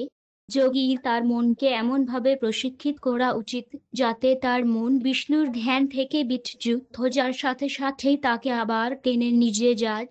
এর জন্য প্রচুর অনুশীলন প্রয়োজন। একজনকে অবশ্যই জানতে হবে যে তার আসল সুখ তার অতীন্দ্রিয়ের আনন্দ অনুভব করা, বস্তুগত ইন্দ্রিয়ের নয়। ইন্দ্রিয়গুলিকে বলি দেওয়া যায় না এবং ইচ্ছাগুলিকে বলি দেওয়া যায় না, তবে আধ্যাত্মিক ক্ষেত্রে ইচ্ছা এবং ইন্দ্রিয় তৃপ্তিও ভোজি রয়েছে। প্রকৃত সুখ বস্তুগত, ইন্দ্রিয়গত অভিজ্ঞতার অতীন্দ্রিয়। যদি কেউ এতে আশ্বস্ত না হয়, তবে সে অবশ্যই উত্তেজিত হবে এবং পরে যাবে। তাই একজনের জানা উচিত যে তিনি বস্তুগত ইন্দ্রিয় থেকে যে সুখ অর্জনের চেষ্টা করছেন তা আসলে সুখ নয়। যারা প্রকৃতপক্ষে যোগী তারা প্রকৃতি উপভোগ করেন, কিন্তু তারা কিভাবে উপভোগ করেন? রমন্তে যোগিনো নান্তে তাদের ভোগ সীমাহীন, সেই সীমাহীন ভোগী প্রকৃত সুখ, এবং এই সুখ আধ্যাত্মিক, বস্তুগত নয়। এই হলো রামের আসল অর্থ। যেমন হরে রাম জপে, রাম মানে আধ্যাত্মিক জীবনের মাধ্যমে ভোগ। আধ্যাত্মিক জীবন সমস্ত আনন্দ, এবং কৃষ্ণ সমস্ত আনন্দ। আমাদের আনন্দকে ত্যাগ করতে হবে না, তবে আমাদের তা সঠিকভাবে উপভোগ করতে হবে। একজন অসুস্থ মানুষ জীবন উপভোগ করতে পারে না, তার জীবন উপভোগ একটি মিথ্যা ভোগ। কিন্তু যখন সে সুস্থ হয় এবং সুস্থ হয়, তখন সে ভোগ করতে সক্ষম হয়। একইভাবে, যতক্ষণ পর্যন্ত আমরা জীবনের বস্তুগত ধারণার মধ্যে আছি, আমরা আসলে নিজেদেরকে উপভোগ করছি না, বরং বস্তুগত প্রকৃতিতে আরো বেশি করে জড়িয়ে পড়ছি।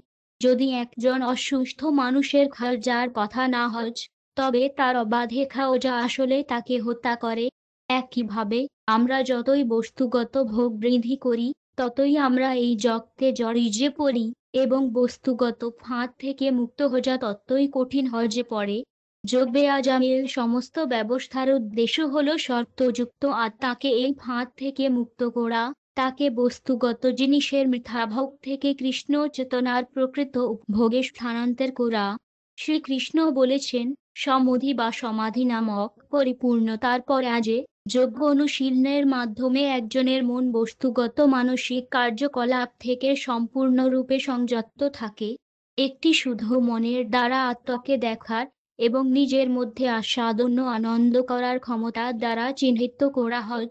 সেই আনন্দময় ব্যক্তি সীমাহীন অতীন্দ্রিয় সুখে অবস্থান করে এবং অতীন্দ্রিয়ের মাধ্যমে নিজেকে উপভোগ করে। এইভাবে প্রতিষ্ঠিত কেউ কখনো সত্য থেকে সরে যায় না, এবং এটি অর্জন করার পরে সে মনে করে এর চেয়ে যে বড় লাভ আর কিছু নেই। এমন একটি অবস্থানে অবস্থান করা সবচেয়ে যে বড় অসুবিধার মধ্যেও কেউ কখনো নড়ে না। এটি প্রকৃতপক্ষে বস্তুগত যোগাযোগ থেকে উদ্ভূত সমস্ত দুঃখ থেকে প্রকৃত মুক্তি। ভগকুড়িজন 23 যোগের একটি রূপ কঠিন হতে পারে এবং অন্যটি সহজ হতে পারে, তবে সকল ক্ষেত্রেই একজনকে তার অস্তিত্বকে কৃষ্ণ সচেতন উপভোগের ধারণার জন্য শুদ্ধ করতে হবে। তাহলে একজন খুশি হবে। একজন ব্যক্তি যোগে প্রাপ্ত বলে বলা হয় যখন সমস্ত বস্তুগত বাসনা ত্যাগ করে সে ইন্দ্রিয় তৃপ্তির জন্য কাজ করে না বা ফলপ্রসূ কর্মকাণ্ডে নিয়োজিত হয় না। একজন মানুষকে তার নিজের মন দিয়ে নিজেকে উন্নত করতে হবে, নিজেকে হেজ করতে হবে না। মন শর্তযুক্ত আত্মার বন্ধু এবং তার শত্রু। ভগ 6.4-5 আমাদের নিজেদেরকে আধ্যাত্মিক মানদণ্ডে উন্নীত করতে হবে। এই অর্থে আমি আমার নিজের বন্ধু এবং আমি নিজের শত্রু। সুযোগ আমাদের। কানজ্জ পণ্ডিতের একটি খুব সুন্দর শ্লোক আছে, কেউ কারো বন্ধু নয়, কেউ কারো শত্রু নয়। আচরণের মাধ্যমেই বোঝা যায় কে তার বন্ধু আর কে তার শত্রু। কেউ আমাদের শত্রু হয় যে জন্মাজ না, এবং কেউ আমাদের বন্ধু হয় যে জন্মাজ না। এই ভূমিকাগুলি পারস্পরিক আচরণ দ্বারা নির্ধারিত হয়। আমরা যেমন সাধারণ বিশ্বে অন্যদের সাথে আচরণ করি, একইভাবে ব্যক্তির নিজের সাথে আচরণ করে। আমি আমার নিজের বন্ধু বা শত্রু হিসাবেই কাজ করতে পারি। একজন বন্ধু হিসাবে আমি আত্মা হিসাবে আমার অবস্থান বুঝতে পারি, এবং আমি যে কোনো না কোনোভাবে জড় প্রকৃতির সংস্পর্শে এসেছি দেখে নিজেকে বিচ্ছিন্ন করার মতো আচরণ করে বস্তুগত জড় থেকে মুক্ত হওয়ার চেষ্টা করি। এক্ষেত্রে আমি আমার বন্ধু। কিন্তু এই সুযোগ যার পরও যদি আমি তা গ্রহণ না করি, তাহলে আমাকে নিজের চরম শত্রু মনে করা উচিত।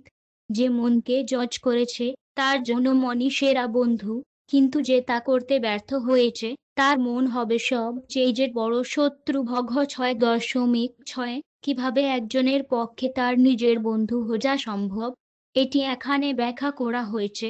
আত্মা মানে মন, শরীর এবং আত্মা।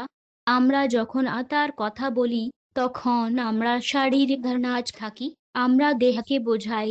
যাই হোক, যখন আমরা শারীরিক ধারণা অতিক্রম করি এবং মানসিক প্ল্যাটফর্মে উঠি, তখন আটা মনকে বোঝায়। কিন্তু আসলে যখন আমরা সত্যিকারের আধ্যাত্মিক প্ল্যাটফর্মে অবস্থান করি, তখন আত্মা বলতে বোঝায়। বাস্তবে আমরা বিশুদ্ধ আত্মা। এইভাবে একজনের আধ্যাত্মিক বিকাশ অনুসারে আত্মার শব্দের অর্থ ভিন্ন হয়। যতদূর নিরুক্তি বৈদিক অভিধান সম্পর্কিত, আত্মা বলতে শরীর, মন এবং আত্মাকে বোঝায়। যাই হোক, ভগবদ্গীতার এই শ্লোকে আত্মা মনকে বোঝায়। যদি যোগ ব্যায়ামের মাধ্যমে মনকে প্রশিক্ষিত করা যায়, তাহলে মন আমাদের বন্ধু। কিন্তু মন যদি অপ্রশিক্ষিত থাকে, তাহলে সফল জীবনযাপনের কোনো সম্ভাবনা নেই। যার আধ্যাত্মিক জীবন সম্পর্কে ধারণা নেই, তার জন্য মনই শত্রু।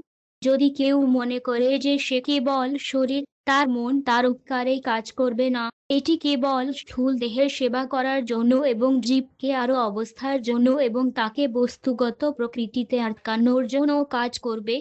যাই হোক, যদি কেউ শরীর থেকে আলাদা করে আত্মা হিসাবে নিজের অবস্থান বোঝে, তবে মন একটি মুক্তির কারণ হতে পারে। নিজের মধ্যে মনের কিছু করার নেই, এটি কেবল প্রশিক্ষিত হওয়ার জন্য অপেক্ষা করছে, এবং এটি সমিতির মাধ্যমে সর্বোত্তম প্রশিক্ষিত। ইচ্ছা হলো মনের কাজ, এবং একজন তার সংসর্গ অনুসারে কামনা করে। তাই মনকে বন্ধু হিসেবে কাজ করতে হলে অবশ্যই ভালো মেলামেশা করতে হবে। সর্বোত্তম সঙ্গ হলো একজন সাধু, অর্থাৎ নয় যে একজন কৃষ্ণ সচেতন ব্যক্তি বা যিনি আধ্যাত্মিক উপলব্ধির জন্য প্রচেষ্টা করছেন। এমন কিছু লোক আছে যারা অষ্টাজি জিনিসের জন্য চেষ্টা করছে, আস্ত, বস্তু এবং শরীর অষ্টাজি। এবং যদি কেউ শুধুমাত্র শারীরিক আনন্দ জন্য নিজেকে নিযুক্ত করে, তবে সে অষ্টাজি জিনিস দ্বারা শর্তযুক্ত। কিন্তু যদি সে নিজেকে আত্ম উপলব্ধিতে নিযুক্ত করে, তবে সে স্থাজি কিছুতে সৎ নিযুক্ত থাকে। স্পষ্টতই যদি কেউ বুদ্ধিমান হয়, তবে তিনি তাদের সাথে যুক্ত হবেন যারা যোগের বিভিন্ন রূপের মাধ্যমে আত্ম উপলব্ধির প্ল্যাটফর্মে নিজেকে উন্নীত করার চেষ্টা করছেন। এর ফলে যারা সাধু বা উপলব্ধি করেছেন, তাঁরা বস্তুগত সংসর্গের প্রতি তাঁর আসক্তি ছিন্ন করতে সক্ষম হবেন। এটা ভালো মেলামেশার বড় সুবিধা। উদাহরণস্বরূপ, কৃষ্ণ অর্জুনের কাছে ভগবদ্গীতা বলেছেন শুধুমাত্র এই বস্তুগত স্নেহের প্রতি তার আসক্তি ছিন্ন করার জন্য। কারণ অর্জুন এমন জিনিসগুলির প্রতি আকৃষ্ট হন যা তার নিজের কর্তব্য সম্পাদনে বাধা দেয়। কৃষ্ণ এই জিনিসগুলিকে বাদ দেন। কিছুকাল তার জন্য একটি ধারালো যন্ত্রের প্রয়োজন হয়, এবং মনকে এ সংযুক্তি থেকে কাটাতে প্রায়ই শব্দের প্রয়োজন হয়। শিক্ষার্থীর মনকে বস্তুগত আকর্ষণ থেকে বিচ্ছিন্ন করতে তীক্ষ্ণ শব্দ ব্যবহারের সাধু বা শিক্ষক কোনো করুণা দেখানো না। আপোষহীনভাবে সত্য কথা বলে সে বন্ধন ছিন্ন করতে সক্ষম। উদাহরণস্বরূপ, ভগবদ্গীতার একেবারে শুরুতে কৃষ্ণ অর্জুনের সাথে কড়া ভাষায় কথা বলেন যে যদিও তিনি একজন বিদগ্ধ মানুষের মত কথা বলেন, কিন্তু তিনি আসলে ওই নম্বর বোকা। আমরা যদি প্রকৃতপক্ষে এই জড় জগৎ নয়চে থেকে বিচ্ছিন্নতা চাই, তবে আমাদের আধ্যাত্মিক গুরুর কাছ থেকে এমন কাত্তি বাণী গ্রহণ করার জন্য প্রস্তুত হয়ে যাওয়া উচিত। যেখানে কোরা কথার প্রয়োজন হয়, সেখানে আপোষচাতুকারিতার কোনো প্রভাব নেই। ভগবদ্গীতার জীবনের বস্তুগত ধারণা অনেক জায়গায় নিন্দা করা হয়েছে। যিনি মনে করেন যে দেশে তিনি জন্মগ্রহণ করেছেন তাকে পূজনীয়, বা যিনি পবিত্র স্থানে যান এবং সেখানে সাধুদের অপেক্ষা করেন, তাকে একটি গাধার সাথে তুলনা করা হয়। শত্রু যেমন সর্বদা ক্ষতি করার চিন্তা করে, তেমনি অপ্রশিক্ষিত মন একজনকে আরো গভীরে টেনে নিয়ে যাবে বস্তুগত জটিলতায়। শর্তযুক্ত আত্মা মন এবং অন্যান্য ইন্দ্রিয়ের সাথে খুব কঠিন লড়াই করে।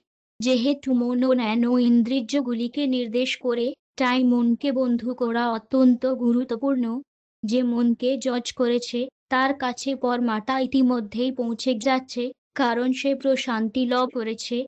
এমন মানুষের কাছে সুখ দুঃখ, গরম ঠান্ডা, সমান অসমান সবই সমান। ভগ 6.60 মনকে প্রশিক্ষণের মাধ্যমে একজন প্রকৃতপক্ষে প্রশান্তি অর্জন করে, কারণ মন সব সময় আমাদের অষ্টাজি জিনিসের ওপর টেনে নিয়ে যায়।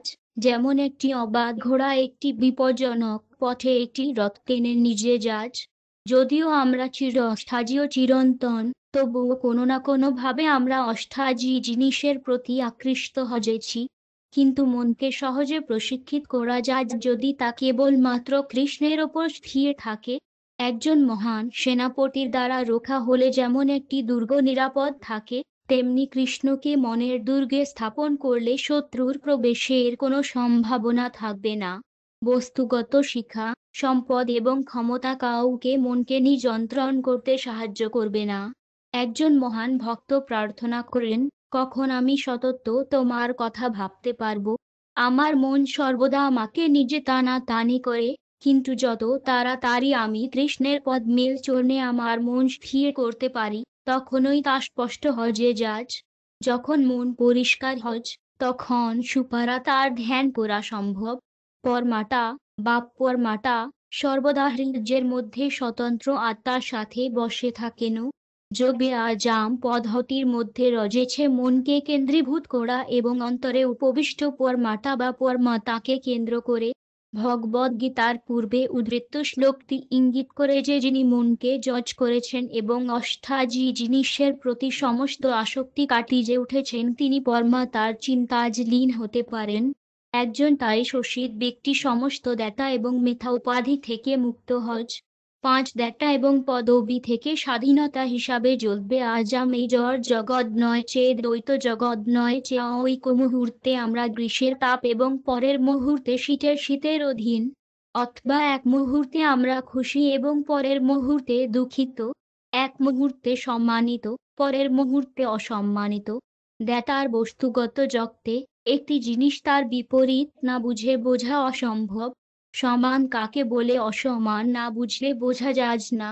একইভাবে আমি যদি কখনো সুখের স্বাদ না পাই তবে দুঃখ কি তা আমি বুঝতে পারি না। দুঃখের স্বাদ না পেলে সুখ কাকে বলে বুঝতে পারি না। এই ধরনের দ্যাটা অতিক্রম করতে হবে, কিন্তু যতক্ষণ এই দেহ একখানে থাকবে ততক্ষণ এই দ্যাটা এখানেও থাকবে। যতদূর পর্যন্ত কেউ শারীরিক ধারণা থেকে বেরিয়ে আসার চেষ্টা করে এর বাইরে নয়, শারীরিক ধারণার বাইরে একজনকে এই ধরনের দ্যাটা সহ্য করতে শিখতে হবে। ভগবদ্গীতার দ্বিতীয় অধ্যায়ে কৃষ্ণ অর্জুনকে জানিয়েছেন যে দুঃখ এবং সুখের দ্যাটা একমাত্র দেহের কারণে। এটি একটি চর্মরোগ বা ত্বকের চুলকানির মতো। শুধু চুলকানি আছে বলে এটা আচড়াতে পরে পাগল হয়ে যাওয়া উচিত নয়। মশা কামড়াজ বলে আমাদের পাগল হয়ে যাওয়া বা দাজিত ছেড়ে দিয়ে যাওয়া উচিত নয়। এমন অনেক ব্যথা আছে যা একজনকে সহ্য করতে হয়, কিন্তু মন যদি কৃষ্ণ ভাবনায় স্থির থাকে তবে এই সমস্ত ব্যথা তুচ্ছ মনে হবে। এমন ব্যথা কিভাবে সহ্য করা যায়? একজন ব্যক্তিকে আত্ম উপলব্ধিতে প্রতিষ্ঠিত বলা হয় এবং যখন তিনি অর্জিত জ্ঞান এবং উপলব্ধির গুণে সম্পূর্ণরূপে সন্তুষ্ট হন তখন তাকে যোগী বা রহস্যবাদী বলা হয়। এই ধরনের ব্যক্তি অতিক্রান্ত এবং আত্মনিয়ন্ত্রিত হয়। তিনি সবকিছুকে দেখেন, হোক তা নুড়ি, পাথর বা সোনা একইভাবে। ভগ ৬.৮ জ্ঞান মানে তাত্ত্বিক জ্ঞান, এবং জ্ঞান বলতে ব্যবহারিক জ্ঞানকে বোঝায়। উদাহরণস্বরূপ, একজন বিজ্ঞানের শিক্ষার্থীকে তাত্ত্বিক বৈজ্ঞানিক ধারণার পাশাপাশি ফলিত বিজ্ঞান অধ্যয়ন করতে হবে। একা তাত্ত্বিক জ্ঞান সাহায্য করবে না। একজনকেও এই জ্ঞান প্রয়োগ করতে সক্ষম হতে হবে। একইভাবে যোগে আজামে একজনের কেবল তাত্ত্বিক জ্ঞানই নয়, ব্যবহারিক জ্ঞান থাকা উচিত। শুধু আমি এই শরীর নই বোঝা এবং একই সাথে একটি অর্থহীন উপায়ে অভিনয় করা সাহায্য করবে না। এমন অনেক সমাজ আছে যেখানে সদস্যরা ধূমপান ও মদ্যপান করার সমাজ এবং কামুক জীবন উপভোগ করার সমাজ বেদান্ত দর্শনকে গুরুত্বের সাথে আলোচনা করেন। শুধুমাত্র তাত্ত্বিকভাবে জ্ঞান থাকলে একটি সাহায্য করবে না। এই জ্ঞান প্রদর্শন করা আবশ্যক। যে সত্যিকার অর্থে আমি এই দেহ নই বোঝে সে আসলে তার শারীরিক প্রয়োজন ইচ্ছাকে ন্যূনতম করে ফেলবে। আমি এই দেহ নই ভেবে যখন দেহের চাহিদা বেড়ে যায়, তখন সেই জ্ঞানের কি লাভ? একজন ব্যক্তি তখনই সন্তুষ্ট হতে পারে যখন জ্ঞান ও জ্ঞান পাশাপাশি থাকে। যখন একজন ব্যক্তি আধ্যাত্মিক উপলব্ধির ব্যবহারিক স্তরে অবস্থিত, তখন বোঝা উচিত যে তিনি আসলে যোগে অবস্থিত। এটি এমন নয় যে একজন জ্বলবে আজাম ক্লাসে যোগদান চালিয়ে যান এবং তবুও সারা জীবন একই থাকবেন। ব্যবহারিক উপলব্ধি থাকতে হবে। আর সেই বাস্তব উপলব্ধির লক্ষণ কি? মন শান্ত ও শান্ত থাকবে এবং জগতের আকর্ষণে আরো উত্তেজিত হবে না। এইভাবে আত্মনিয়ন্ত্রিত কেউ বস্তুগত চাকচিক্য দ্বারা আকৃষ্ট হজ না এবং সে সব কিছুই দেখে নুড়ি, পাথর বা সোনা একই রকম। বস্তুগত সব যত্তাজ ইন্দ্রিজকে সন্তুষ্ট করার জন্যই এত কিছু তৈরি করা হজ। এই জিনিসগুলি বস্তুগত উন্নতির ব্যানারে উৎপাদিত হজ। যিনি যোগাসনে অবস্থান করেন তিনি এই ধরনের জিনিসপত্রকে রাস্তাজ এত আবর্জনা হিসাবে দেখেন। তাছাড়া একজন ব্যক্তিকে আরো অগ্রসর বলা হয় যখন সে সকলকে সদ্নয় চেয়ে শুভাকাঙ্ক্ষী, বন্ধু এবং শত্রু, ঈর্ষান্বিত, ধার্মিক, পাপী এবং যারা উদাসীন ও নিরপেক্ষ সমান মন দিয়ে দেখে। ভগ 6.9 বিভিন্ন ধরনের বন্ধু আছে। সুহৃদ আছে, যিনি স্বভাবতই একজন শুভাকাঙ্ক্ষী এবং সর্বদা নিজের কল্যাণ কামনা করেন। মিত্র বলতে একজন সাধারণ বন্ধুকে বোঝায়। আর উদাসীন হলো একজন যিনি নিরপেক্ষ। এই জগতে কেউ আমার শুভাকাঙ্ক্ষী বন্ধু বা শত্রু নয়, কিন্তু নিরপেক্ষ হতে পারে। অন্য কেউ আমার এবং আমার শত্রুদের মধ্যে মধ্যস্থতাকারী হিসাবে কাজ করতে পারে এবং এই শ্লোকটাকে মধ্যস্থ বলা হয়েছে। কেউ নিজের হিসাব অনুযায়ী কাউকে ধার্মিক এবং অন্যকে পাপী হিসাবে দেখতে পারে, কিন্তু যখন সে অধিষ্ঠিত হয় তখন এই সমস্ত বন্ধু, শত্রু বা যাই হোক না কেন বিলুপ্ত হয়ে যায়। যখন কেউ প্রকৃতপক্ষে শিখে যায় তখন সে কোনো শত্রু বা কোনো বন্ধুকে দেখতে পায় না, কারণ বাস্তবে কেউ আমার শত্রু নয়, কেউ আমার বন্ধু নয়, কেউ আমার বাবা নয়, কেউ আমার মা নয় ইত্যাদি। বাবা, মা, সন্তান, বন্ধু, শত্রু, পাপী এবং সাধু ইত্যাদির পোশাকে আমরা সবাই কেবল একটি মঞ্চে খেলা জীবন্ত সত্তা। এটি একটি দুর্দান্ত নাটকের মতো যেখানে অনেক চরিত্র তাদের ভূমিকা পালন করে। তবে মঞ্চে একজন মানুষ শত্রু বা যাই হোক, কিন্তু মঞ্চের বাইরে সব অভিনেতাই বন্ধু। একইভাবে এই দেহগুলির সাথে আমরা বস্তুগত প্রকৃতির মঞ্চে খেলছি এবং আমরা একে অপরের সাথে অনেক উপাধি সংযুক্ত করি। আমি হয়তো ভাবছি এটা আমার ছেলে, কিন্তু বাস্তবে আমি কোনো ছেলের জন্ম দিতে পারি না। এটা সম্ভব নয়। সর্বোপরি আমি কেবল একটি দেহ জন্ম দিতে পারি। জীবিত সত্তার জন্ম দেওয়া যা কোনো মানুষের ক্ষমতার মধ্যে নেই। শুধুমাত্র যৌন মিলনের মাধ্যমে জীবিত সত্তার জন্ম হয় না।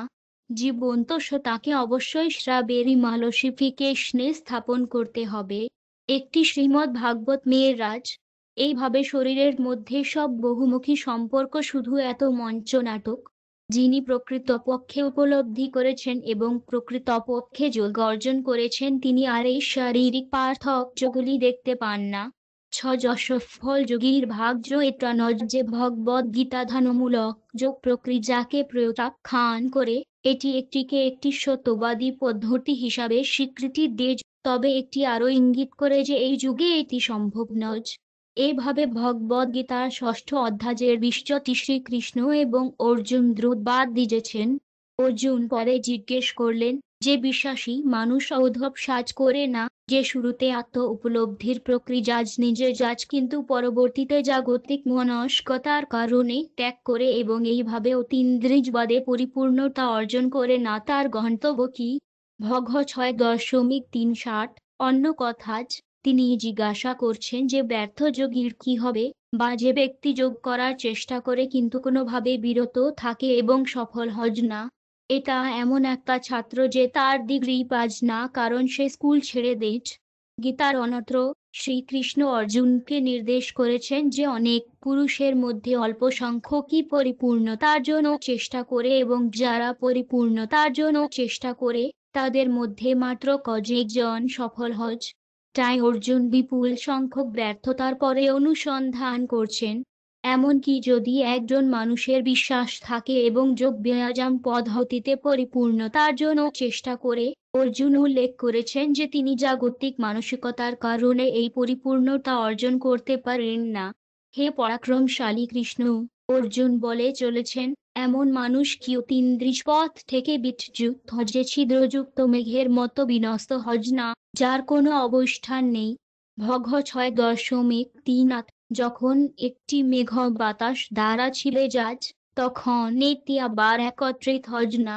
হে কৃষ্ণ, এটা আমার সন্দেহ, এবং আমি আপনাকে একটি সম্পূর্ণরূপে দূর করতে বলি। কিন্তু আপনার নিজের জন্য এমন কাউকে খুঁজে পাওয়া যাবে না যে এই সন্দেহ দূর করতে পারে। ভগ 6.3 অর্জুন অসফল যোগীর ভাগ্য সম্পর্কে এই প্রশ্ন জিজ্ঞাসা করছেন যাতে ভবিষ্যতে লোকেরা নিরুদ্নয় না হজ। একজন যোগী দ্বারা অর্জুন হঠযোগী, জ্ঞানযোগী এবং ভক্তিযোগীকে উল্লেখ করছেন। এটা নয় যে ধ্যানী যোগের একমাত্র রূপ। ধ্যানকারী, দার্শনিক এবং ভক্ত সকলেই যোগী বলে বিবেচিত। যারা সফল অতীন্দ্রিজবাদী হবার চেষ্টা করছেন তাদের জন্য অর্জুন প্রশ্ন করছেন, এবং শ্রীকৃষ্ণ তাকে কিভাবে উত্তর দেন। এখানে গীতা জুড়েও নেন ও অনেক জায়গায় শ্রীকৃষ্ণকে ভগবান হিসাবে উল্লেখ করা হয়েছে। এটি প্রভুর অগণিত নামের আরেকটি। ভগবান নির্দেশ করে যে কৃষ্ণ ষষ্ঠী ঐশ্বর্যের মালিকও। তিনি সমস্ত সৌন্দর্য, সমস্ত সম্পদ, সমস্ত শক্তি, সমস্ত খ্যাতি, সমস্ত জ্ঞান এবং সমস্ত ত্যাগের অধিকারী। জীবন্ত সত্তা এই ঐশ্বর্যগুলি সসীম মাত্রায় গ্রহণ করে। একটি পরিবারে, একটি শহরে, একটি দেশে বা একটি গ্রহে কেউ বিখ্যাত হতে পারে, কিন্তু কেউই সমগ্র সৃষ্টি জুড়ে বিখ্যাত নয়, যেমন শ্রীকৃষ্ণ।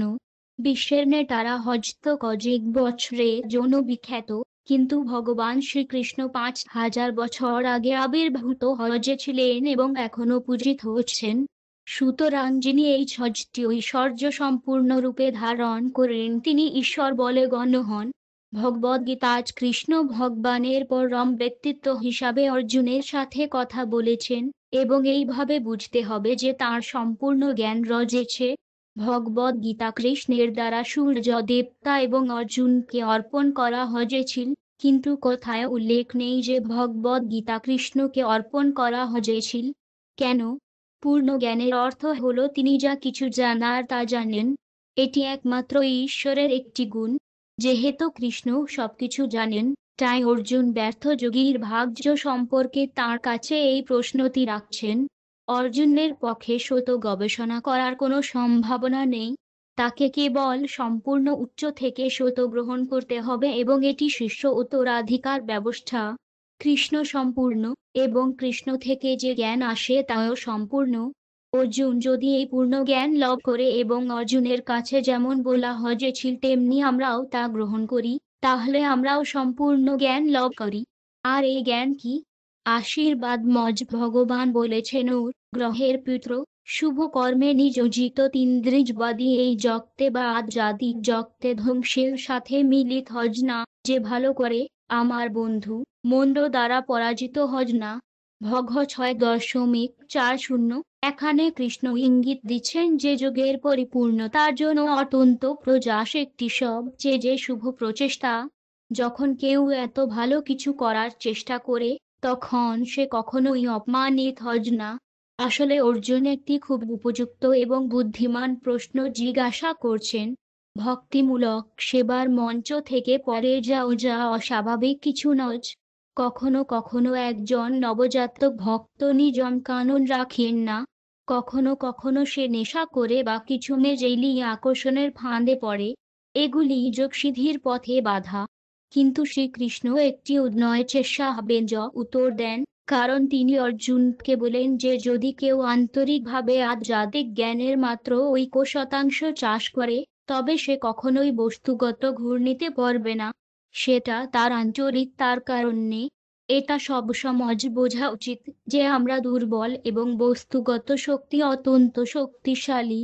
আধ্যাত্মিক জীবন অবলম্বন করা কমবেশি বাহ্যিক শক্তির বিরুদ্ধে যুদ্ধ ঘোষণা করা। বস্তুগত শক্তি যতটা সম্ভব শর্তযুক্ত আত্মাকে আটকানোর চেষ্টা করছে, এবং শর্তযুক্ত আত্মা যখন জ্ঞানের আধ্যাত্মিক উন্নতির মাধ্যমে তার খপর থেকে বেরিয়ে আসার চেষ্টা করে, তখন বস্তুগত প্রকৃতিটি তার পরীক্ষা করার প্রচেষ্টা যারও কঠোর এবং জোরালো হয়ে ওঠে। কথা উচ্চাকাঙ্ক্ষী আধ্যাত্মবাদী আন্তরিক বস্তুগত শক্তি বা মাজা তখন আরও লোভ নিজটা প্রদান করবে। এই যে বিশ্বামিত্র মুনির গল্প আছে। একজন মহান রাজা, একজন ক্ষত্রিয়, যিনি তার রাজ্য ত্যাগ করেছিলেন এবং আরও আধ্যাত্মিকভাবে উন্নত হওয়ার জন্য যোগ প্রক্রিয়া নিজে ছিলেন। সেই সমাজে ধ্যানগত যোগা প্রক্রিয়া চালানো সম্ভব ছিল। বিশ্বামিত্র মৌনি এত গভীরভাবে ধ্যান করলেন যে স্বর্গের রাজা ইন্দ্র তাকে লক্ষ্য করলেন এবং ভাবলেন, এই লোকটি আমার পদ দখল করার চেষ্টা করছে। স্বর্গীয় গ্রহগুলিও বস্তুগত এবং প্রতিযোগিতা রজ্জেছে। কোনো ব্যবসায়ী চাজ না যে অন্য কোনো ব্যবসায়ী তাকে ছাড়িয়ে যাক। বিশ্বামিত্র মৌনি আসলে তাকে পদচ্যুত করবেন এই ভজে। ইন্দ্র তাকে জন্য প্রলুব্ধ করার জন্য মেনকা নামে ঐক্যস্বর্গীয় সমাজের মেয়েকে পাঠিয়েছিলেন। মেনকা স্বভাবতী খুব সুন্দরী এবং তিনি মুনির ধ্যান ব্যাহত করার অভিপ্রায় ছিলেন। প্রকৃতপক্ষে তিনি তার চুলের আওয়াজ শুনে তার মেজেলি উপস্থিতি সম্পর্কে সচেতন হয়েছিলেন এবং তিনি অবিলম্বে তার ধ্যান থেকে তাকালেন, তাকে দেখেছিলেন এবং তার সৌন্দর্যে বিমোহিত হয়েছিলেন। ফলস্বরূপ তাদের সংমিশ্রণে সুন্দরী কন্যা শকুন্তলা জন্মগ্রহণ করেছিলেন। যখন শকুন্তলা জন্মগ্রহণ করেছিলেন, বিশ্বামিত্র বিলাপ করেছিলেন, ওহ, আমি কেবল আধ্যাত্মিক জ্ঞান চাষ করার চেষ্টা করেছিলাম এবং আবার আমি ফাঁদে পড়েছি। মেনকা যখন তার সুন্দরী কন্যাকে তার সামনে নিজে এসে তাকে শাস্তি দিত তখন সে পালিয়ে যেতে চাইছিল। তার অনুনয় বিনয় সত্ত্বেও বিশ্বামিত্র যেভাবেই হোক চলে যাওয়ার সিদ্ধান্ত নেন। এইভাবে যৌগিক পথে ব্যর্থতার সমস্ত সম্ভাবনা রজ্জেছে। এমনকি বিশ্বামিত্র মুনির মতো একজন মহান ঋষিও বস্তুগত লোভের কারণে পড়ে যেতে পারেন। যদিও মৌনি আপাতত পরে গিয়েছিলেন, তিনি আবার যোগ প্রক্রিয়ার সাথে যাওয়ার সংকল্প করেছিলেন এবং এটি আমাদের সংকল্প হওয়া উচিত। কৃষ্ণ আমাদের জানান যে এই ধরনের ব্যর্থতা হতাশার কারণ হওয়া উচিত নয়। বিখ্যাত প্রবাদ আছে, ব্যর্থতাই সফলতার স্তম্ভ। আধ্যাত্মিক জীবনে বিশেষ করে ব্যর্থতা নিরুদ্নয়ের সাহিত হজ না। কৃষ্ণ খুব স্পষ্টভাবে বলেছেন যে ব্যর্থতা থাকলেও ইহলোক বা পরলোকে কোনো ক্ষতি নেই। যে আধ্যাত্মিক সংস্কৃতির এই শুভ লাইনে নিজে সে কখনোই সম্পূর্ণভাবে পরাজিত হজ না। এখন অসফল আধ্যাত্মবাদীর আসলে কি হজ? শ্রীকৃষ্ণ বিশেষভাবে ব্যাখ্যা করেছেন, অসফল যোগী বহু বহু বছর ধরে ধার্মিক জীবের গ্রহে ভোগ করার পরে ধার্মিক লোকের পরিবারে বা ধনী অভিজাত পরিবারে জন্মগ্রহণ করে, অথবা তিনি তার জন্মগ্রহণ করে নেয় এমন ট্রান্সেন্ডেন্টালিস্টদের পরিবারে যারা নিশ্চয়ই প্রগাঢ় মহান। সত্যি এমন জন্ম এই পৃথিবীতে বিরল। ভগ 6.41 থেকে 42 মহাবিশ্বে অনেক গ্রহ রয়েছে এবং উচ্চতর গ্রহগুলিতে আরও বেশি আরাম রয়েছে। জীবনের সময়কাল দীর্ঘ এবং বাসিন্দারা বেশি ধার্মিক এবং ধর্মিক। যেহেতু বলা হয় যে পৃথিবীর 6 মাস ও 74 গ্রহে একদিনের সমান, তাই অসফল যোগী এই উচ্চতর গ্রহগুলিতে বহু বহু বছর ধরে থাকেন। বৈদিক সাহিত্য তাদের জীবনকালকে 10,000 বছর স্থায়ী বলে বর্ণনা করে। তাই কেউ ব্যর্থ হলেও তাকে এই উচ্চতর গ্রহে উন্নীত করা হয়। কিন্তু কেউ সেখানে চিরকাল থাকতে পারে না।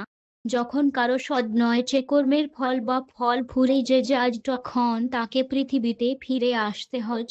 তবুও এই গ্রহে ফিরে আসার পরেও অসফল যোগী ভাগ্যবান পরিস্থিতির সাথে মিলিত হন, কারণ তিনি তার জন্ম হয় খুব ধনী পরিবারে বা একজন ধার্মিক পরিবারে। সাধারণত কর্মের নিয়ম অনুসারে কেউ যদি পুণ্যকর্ম করে, তবে পরবর্তী জীবনে সে খুব সম্ভ্রান্ত পরিবারে বা খুব ধনী পরিবারে জন্ম দিয়ে যে পুরস্কৃত হয়, বা সে একজন বড় পণ্ডিত হয়, বা সে খুব সুন্দর জন্মগ্রহণ করে। যাই হোক না কেন, যারা আন্তরিকভাবে আধ্যাত্মিক জীবন শুরু করে তাদের পরবর্তী জীবনের মানব জন্মের নিশ্চয়তা দেওয়া হয়। শুধু মানব জন্মই নয়, খুব ধার্মিক বা খুব ধনী পরিবারে জন্ম হয়। এইভাবে একজন ভালো জন্মের অধিকারীকে বুঝতে হবে যে তার সৌভাগ্য তার পূর্ববর্তী ধার্মিক কাজকর্ম এবং ঈশ্বরের কৃপাজ। এই সুযোগ সুবিধাগুলি প্রভু দেওয়া, যিনি সর্বদা আমাদেরকে তাঁর কাছে পাওয়ার উপায় দিতে ইচ্ছুক। কৃষ্ণ কেবল দেখতে চান যে আমরা আন্তরিক শ্রীমদ্ ভাগবত মে বলা হয়েছে যে প্রত্যেক ব্যক্তির জীবনে তার নিজস্ব কর্তব্য রয়েছে, তার অবস্থান নির্বিশেষে এবং তার সমাজ নির্বিশেষে।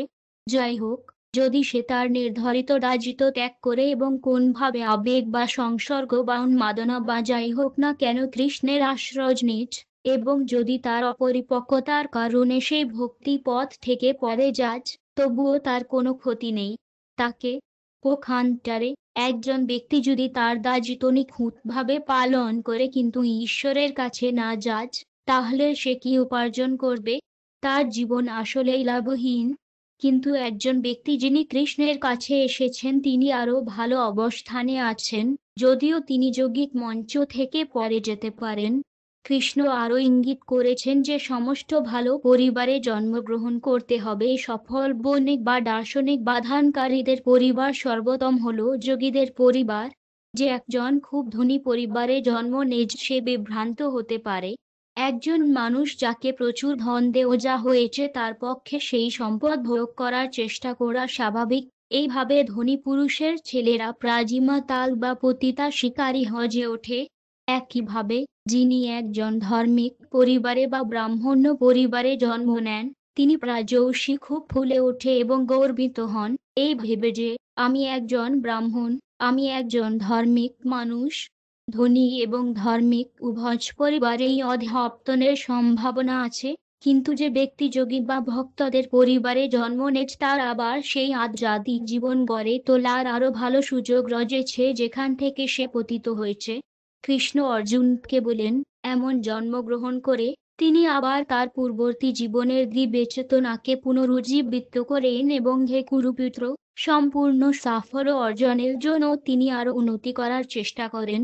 ভগ 6.4.3 যারা যোগ ব্যায়াম বা ভক্তিমূলক সেবা করেন তাদের পরিবারে জন্মগ্রহণ করে, কেউ তার আগের জীবনে সম্পাদিত তার আধ্যাত্মিক কার্যকলাপের কথা মনে রাখে।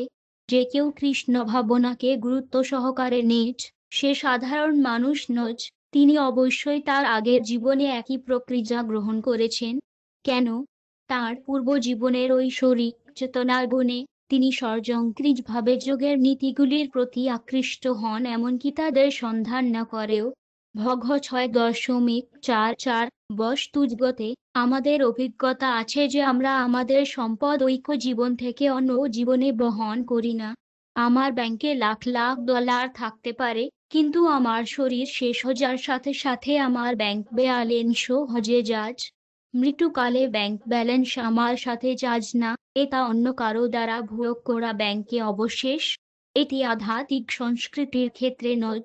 এমনকি যদি কেউ আধ্যাত্মিক প্ল্যাটফর্মে খুব অল্প পরিমাণে প্রয়োগ করে, তবে সে তাকে তার পরবর্তী জীবনে নিজে যায় এবং সে সেই জায়গা থেকে আবার তুলে নেয়। যখন কেউ এই জ্ঞান গ্রহণ করে যা বাধাগ্রস্ত হয়েছিল, তখন তার জানা উচিত যে তার এখন ভারসাম্য শেষ করা উচিত এবং যৌগিক প্রক্রিয়াটি সম্পূর্ণ করা উচিত। অন্য জন্মে প্রক্রিয়াটি শেষ করার সুযোগ নেওয়া উচিত নয়, বরং এই জীবনে শেষ করার সংকল্প করা উচিত।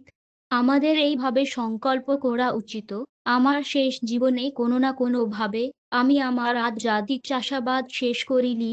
এখন কৃষ্ণ আমাকে আর একটি সুযোগ দিয়েছেন, তাই আমাকে এই জীবনে শেষ করতে দিন। এইভাবে এই দেহ ত্যাগ করার পরে কেউ এই জগতে জন্ম নেবে না, যেখানে জন্ম, বার্ধক্য, রোগ এবং মৃত্যু সর্বব্যাপী, কিন্তু কৃষ্ণের কাছে ফিরে আসবে। যিনি কৃষ্ণের পদ্মপদ্মের নিচে আশ্রয় নেন তিনি এই জগৎকে কেবল বিপদের স্থান হিসাবে দেখেন। যিনি আধ্যাত্মিক সংস্কৃতিতে যান, এই জগৎ নয় চেয়ে আসলে অযোগ্য। শ্রীল ভক্তি সিদ্ধান্ত সরস্বতী বলতেন, এই স্থানটি ভদ্রলোকের উপযুক্ত নয়। একবার কেউ কৃষ্ণের কাছে গেলে এবং আধ্যাত্মিক উন্নতি করার চেষ্টা করলে, কৃষ্ণ, যিনি হৃদয়ের মধ্যে অবস্থিত, নির্দেশ দিতে শুরু করেন। গীতাজ শ্রীকৃষ্ণ বলেছেন যে তাকে স্মরণ করতে চায় তাকে তিনি স্মরণ করেন এবং যে তাকে ভুলে যেতে চায় তাকে তিনি ভুলে যেতে দেন। ষাট কৃষ্ণের সাথে সম্পর্ক পুনঃস্থাপন হিসাবে যোগ ব্যায়াম পদ্ধতির কথা আমরা বহুবার শুনেছি। যোগ ব্যায়াম পদ্ধতি ভগবদ গীতা দ্বারা অনুমোদিত, কিন্তু ভগবদ গীতার যোগ ব্যবস্থা বিশেষত্ব শুদ্ধিকরণের জন্য। উদ্দেশ্য হলো ত্রিগুণ্য ইন্দ্রিয় নিয়ন্ত্রণ করা, ক্রিয়াকলাপ শুদ্ধ করা এবং পারস্পরিক সম্পর্কের মাধ্যমে নিজেকে কৃষ্ণের সাথে যুক্ত করা। পরম সত্য তিনটি পর্যায়ে উপলব্ধি করা হজ, নৈর্ব্যক্তিক ব্রহ্ম, স্থান নিজ পরমাটা এবং শেষ পর্যন্ত ভগবান ঈশ্বরের সর্বোচ্চ ব্যক্তিত্ব। চূড়ান্ত বিশ্লেষণে পরম সত্য একজন ব্যক্তি। একই সাথে তিনি হলেন সমস্ত জীবের অন্তরে এবং সমস্ত পরমাণুর মূলের মধ্যে সর্বব্যাপী পরমাটা, এবং তিনি ব্রহ্মজ্যোতি বা আধ্যাত্মিক আলোর উদ্ভাস। ভগবান শ্রীকৃষ্ণ ভগবানের পরম ব্যক্তিত্ব হিসাবে সমস্ত ঐশ্বর্যে পূর্ণ, কিন্তু একই সাথে তিনি সমস্ত ত্যাগে পূর্ণ। যার জগতে আমরা দেখতে পাই যে যার অনেক ঐশ্বর্য আছে সে তা ত্যাগ করতে খুব বেশি আগ্রহী নয়, কিন্তু কৃষ্ণ এমন নন। তিনি সবকিছু ত্যাগ করে নিজের মধ্যে পূর্ণ থাকতে পারেন। আমরা যখন সত্যবাদী আধ্যাত্মিক গুরুর অধীনে ভগবদ গীতা পড়ি বা অধ্যয়ন করি তখন আমাদের ভাবা উচিত নয় যে আধ্যাত্মিক গুরু তার নিজের মতামত উপস্থাপন করছেন। তিনি যে কথা বলছেন তা নয়, তিনি একটি যন্ত্র মাত্র। প্রকৃত বক্তা হলেন পরমেশ্বর ভগবান, যিনি ভিতরে ও বাইরে আছেন। ভগবদ্গীতার ষষ্ঠ অধ্যায়ে যোগ পদ্ধতির উপর তাঁর বক্তৃতার শুরুতে শ্রীকৃষ্ণ বলেছেন যে তার কর্মের ফলের প্রতি অনুরক্ত এবং যে তার বাধ্যবাধকতা অনুসারে কাজ করে সে জীবনের ত্যাগী নিজমে, এবং তিনি প্রকৃত অতীন্দ্রিয়বাদী। তিনি নন যে আগুন জ্বালান এবং কোনো কাজ করেন না। ভগ 6.1। সবাই কাজ করছে এবং কিছু ফলাফলের আশা করছে। কেউ প্রশ্ন করতে পারে, আশানুরূপ ফল না পেলে কাজ করার উদ্দেশ্য কি? একটি পারিশ্রমিক বা বেতন সর্বদা কর্মী দ্বারা দাবি করা হয়, কিন্তু এখানে কৃষ্ণ ইঙ্গিত দিয়েছেন যে একজন ব্যক্তি তার কর্মকাণ্ডের ফলাফলের আশা না করে একা কর্তব্যে বোধ থেকে কাজ করতে পারেন। যদি কেউ এইভাবে কাজ করে, তাহলে সে আসলে একজন সন্ন্যাসী। তিনি জীবনের পরিত্যাগকৃতা দেশে আছেন। বৈদিক সংস্কৃতি অনুসারে জীবনের 4টি স্তর রয়েছে: ব্রহ্মচারী, গৃহস্থ, বানপ্রস্থ এবং সন্ন্যাস। ব্রহ্মচারী হল আধ্যাত্মিক বোঝার প্রশিক্ষণের জন্য নিবেদিত ছাত্র জীবন। গৃহস্থ জীবন বিবাহিত গৃহস্থ জীবন। তারপর আনুমানিক 50 বছর বয়সে পৌঁছানোর পরে কেউ বানপ্রস্থ আদেশ নিতে পারে, অর্থাৎ নয় যে সে তার বাড়ি এবং সন্তান ত্যাগ করে এবং তার স্ত্রীর সাথে পবিত্র তীর্থস্থানে ভ্রমণ করে। অবশেষে তিনি স্ত্রী এবং সন্তানকে ত্যাগ করেন এবং কৃষ্ণ চেতনা গড়ে তোলার জন্য একা থাকেন, এবং সেই পর্যায়কে সন্ন্যাস বলা হয় বা জীবনের পরিত্যাগ করা আদেশ। তবুও কৃষ্ণ নির্দেশ করেন যে একজন সন্ন্যাসীর জন্য ত্যাগী সবকিছু নয়, এছাড়া কিছু কর্তব্য তো অবশ্যই আছে। তাহলে একজন সন্ন্যাসীর জন্য কি কর্তব্য? যিনি পারিবারিক জীবন ত্যাগ করেছেন এবং তার আর বস্তুগত বাধ্যবাধকতা নেই, তার কর্তব্য হল সবচেয়ে দায়িত্বশীল, এটা কৃষ্ণের জন্য কাজ করা। তাছাড়া জীবনের সকল পর্যায়ে একটাই প্রত্যেকের জন্য প্রকৃত কর্তব্য। প্রত্যেকের জীবনে দুটি কর্তব্য আছে, একটি হলো মাজা পরিবেশন করা এবং অন্যটি হলো বাস্তবতার সেবা করা। যখন কেউ বাস্তবতার সেবা করে তখন সে প্রকৃত সন্ন্যাসী, এবং যখন কেউ মাজা পরিবেশন করে তখন সে মাজা দ্বারা বিভ্রান্ত হয়। একজনকে বুঝতে হবে, তবে তিনি যে সমস্ত পরিস্থিতিতে সেবা করতে বাধ্য হন, সে মাজা বা বাস্তবতা পরিবেশন করে। জীবের সাংবিধানিক পদ হল সেবক হওয়া, প্রভু নয়। কেউ ভাবতে পারে যে তিনি প্রভু, কিন্তু তিনি আসলে একজন চাকর। যখন একজনের পরিবার থাকে তখন সে ভাবতে পারে যে সে তার স্ত্রী বা তার সন্তান বা তার বাড়ি ব্যবসায় তাদের মালিক, কিন্তু এটি সব মিথ্যা। একজন আসলে তার স্ত্রীর, তার সন্তানদের এবং তার ব্যবসা চাকর। রাষ্ট্রপতিকে দেশের প্রভু বলা যেতে পারে, কিন্তু প্রকৃতপক্ষে তিনি দেশের সেবক। আমাদের অবস্থান সর্বদা সেবক হিসাবে, ভ্রমের সেবক হিসাবে বা ঈশ্বরের দাস হিসাবে। তবু যদি আমরা মাজার সেবক হজে থাকি, তাহলে আমাদের জীবন নষ্ট হয়। অবশ্য সবাই ভাবছে সে চাকর নয়, সে শুধু নিজের জন্য কাজ করছে, যদিও তার শ্রমের ফল ক্ষণস্থায়ী এবং মাঝামজ। তবুও তারা তাকে যার সেবক বাণিজ্যের ইন্দ্রিজের সেবক হতে বাধ্য করে। কিন্তু যখন কেউ তার অতীন্দ্রিজে জাগ্রত হজ এবং প্রকৃতপক্ষে জ্ঞানে অবস্থিত হজ, তখন সেই বাস্তবতার সেবক হজ। যখন কেউ জ্ঞানের মঞ্চে আসে, সে বুঝতে পারে যে সর্বাবস্থায় সে একজন সেবক। যেহেতু তার পক্ষে ওস্তাদ হওয়া সম্ভব নয়, সেহেতু সে মোহের পরিবর্তে বাস্তবতার সেবা করে অনেক ভালো অবস্থান করে। যখন কেউ এই সম্পর্কে সচেতন হয়, তখন সে প্রকৃত জ্ঞানের প্ল্যাটফর্ম অর্জন করে। সন্ন্যাস দ্বারা জীবনের পরিত্যাগকৃতাদেশ আমরা এমন একজনকে উল্লেখ করি যিনি এই প্ল্যাটফর্মে এসেছেন। সন্ন্যাস হলো উপলব্ধির প্রশ্ন, সামাজিক মর্যাদার নয়। কৃষ্ণ ভাবনা করা এবং কৃষ্ণের সেবা করা প্রত্যেকের কর্তব্য। যখন একজন প্রকৃতপক্ষে এটি উপলব্ধি করেন, তখন তিনি একজন মহাত্মা বা মহান আত্মা হয়ে ওঠেন। ভগবদ্গীতায় কৃষ্ণ বলেছেন যে বহু জন্মের পরে যখন কেউ প্রকৃত জ্ঞানের মঞ্চে আসে, তখন সে আমার কাছে আত্মসমর্পণ করে। কেন? বাসুদেব সর্বমিতি। জ্ঞানী ব্যক্তি বুঝতে পারেন যে বাসুদেব, কৃষ্ণ, এই সবকিছু। তবে কৃষ্ণ বলেছেন যে এমন মহান আত্মা খুব কমই পাওয়া যায়। কেন? যদি একজন বুদ্ধিমান ব্যক্তি বুঝতে পারে যে জীবনের চূড়ান্ত লক্ষ্য হল কৃষ্ণের কাছে আত্মসমর্পণ করা, তাহলে সে দ্বিধা করবে কেন? অবিলম্বে আত্মসমর্পণ করবেন না কেন? এত জন্মের অপেক্ষা কি লাভ? যখন কেউ আত্মসমর্পণের সেই বিন্দুতে আসে, তখন সে প্রকৃত সন্ন্যাসী হয়ে যায়। কৃষ্ণ কখনো কাউকে তাঁর কাছে আত্মসমর্পণ করতে বাধ্য করেন না। আত্মসমর্পণ প্রেমের ফল, অতীন্দ্রিয় প্রেম। যেখানে বল অপ্রয়োগ আছে এবং যেখানে স্বাধীনতা নেই, সেখানে ভালোবাসা থাকতে পারে না। যখন একজন মা একটি সন্তানকে ভালোবাসেন, তখন তাকে তা করতে বাধ্য করা হয় না, বা কিছু বেতন বা পারিশ্রমিকের আশায় তিনি তা করেন না। একইভাবে আমরা পরমেশ্বরকে অনেক উপায়ে ভালবাসতে পারি। আমরা তাকে গুরু হিসাবে, বন্ধু হিসাবে, সন্তান হিসাবে বা স্বামী হিসাবে ভালবাসতে পারি। 5টি মৌলিক রস বা সম্পর্ক রয়েছে, যার মধ্যে আমরা চিরন্তনভাবে ঈশ্বরের সাথে সম্পর্কিত। আমরা যখন প্রকৃতপক্ষে জ্ঞানের মুক্ত পর্যায়ে থাকি, তখন আমরা বুঝতে পারি যে ভগবানের সাথে আমাদের সম্পর্ক একটি বিশেষ রসের মধ্যে রয়েছে। সেই প্ল্যাটফর্মকে বলা হয় স্বরূপ সিদ্ধি বা প্রকৃত আত্ম উপলব্ধি। প্রত্যেকেরই প্রভুর সাথে একটি চিরন্তন সম্পর্ক রয়েছে, হজ প্রভু এবং দাস, বন্ধু এবং বন্ধু, পিতামাতা এবং সন্তান, স্বামী এবং স্ত্রী, বা প্রেমিক এবং প্রিচ। এই সম্পর্কগুলি চিরকাল বিদ্যমান। আধ্যাত্মিক উপলব্ধির পুরো প্রক্রিয়া এবং যোগের প্রকৃত পরিপূর্ণতা হল এই সম্পর্কের আমাদের চেতনাকে পুনরুজ্জীবিত করা। বর্তমানে পরমেশ্বর ভগবানের সাথে আমাদের সম্পর্ক এই জগতে বিকৃতভাবে প্রতিফলিত হচ্ছে। বস্তুগত জগতে মালিক ও ভৃত্যের সম্পর্ক অথবা বল বা শোষণের উপর ভিত্তি করে। ভালবাসার বাইরে সেবার প্রশ্নই আসে না।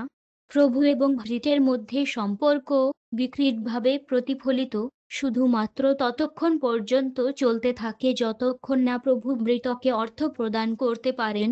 অর্থ প্রদান বন্ধ হওয়ার সাথে সাথে সম্পর্ক থেমে যায়। একইভাবে জগতে বন্ধুদের মধ্যে সম্পর্ক থাকতে পারে, কিন্তু সামান্য মতানৈক্য হলেই বন্ধুত্ব ভেঙে যায় এবং বন্ধু শত্রুতে পরিণত হয়। ছেলে ও বাবা মাঝের মধ্যে মতবিরোধ হলে ছেলে বাড়ি ছেড়ে চলে যায়, সম্পর্ক ছিন্ন হয়। স্বামী এবং স্ত্রীর সাথে একই মতামতের সামান্য পার্থক্য এবং বিবাহ বিচ্ছেদ রয়েছে। এই জগতে কোনো সম্পর্কই বাস্তব বা চিরন্তন নয়। আমাদের সর্বদা মনে রাখতে হবে যে এই ক্ষণস্থায়ী সম্পর্কগুলি ভগবানের সাথে আমাদের সেই চিরন্তন সম্পর্কের বিকৃত প্রতিফলন। আমাদের অভিজ্ঞতা আছে যে গ্লাসে কোনো বস্তুর প্রতিফলন বাস্তব নয়।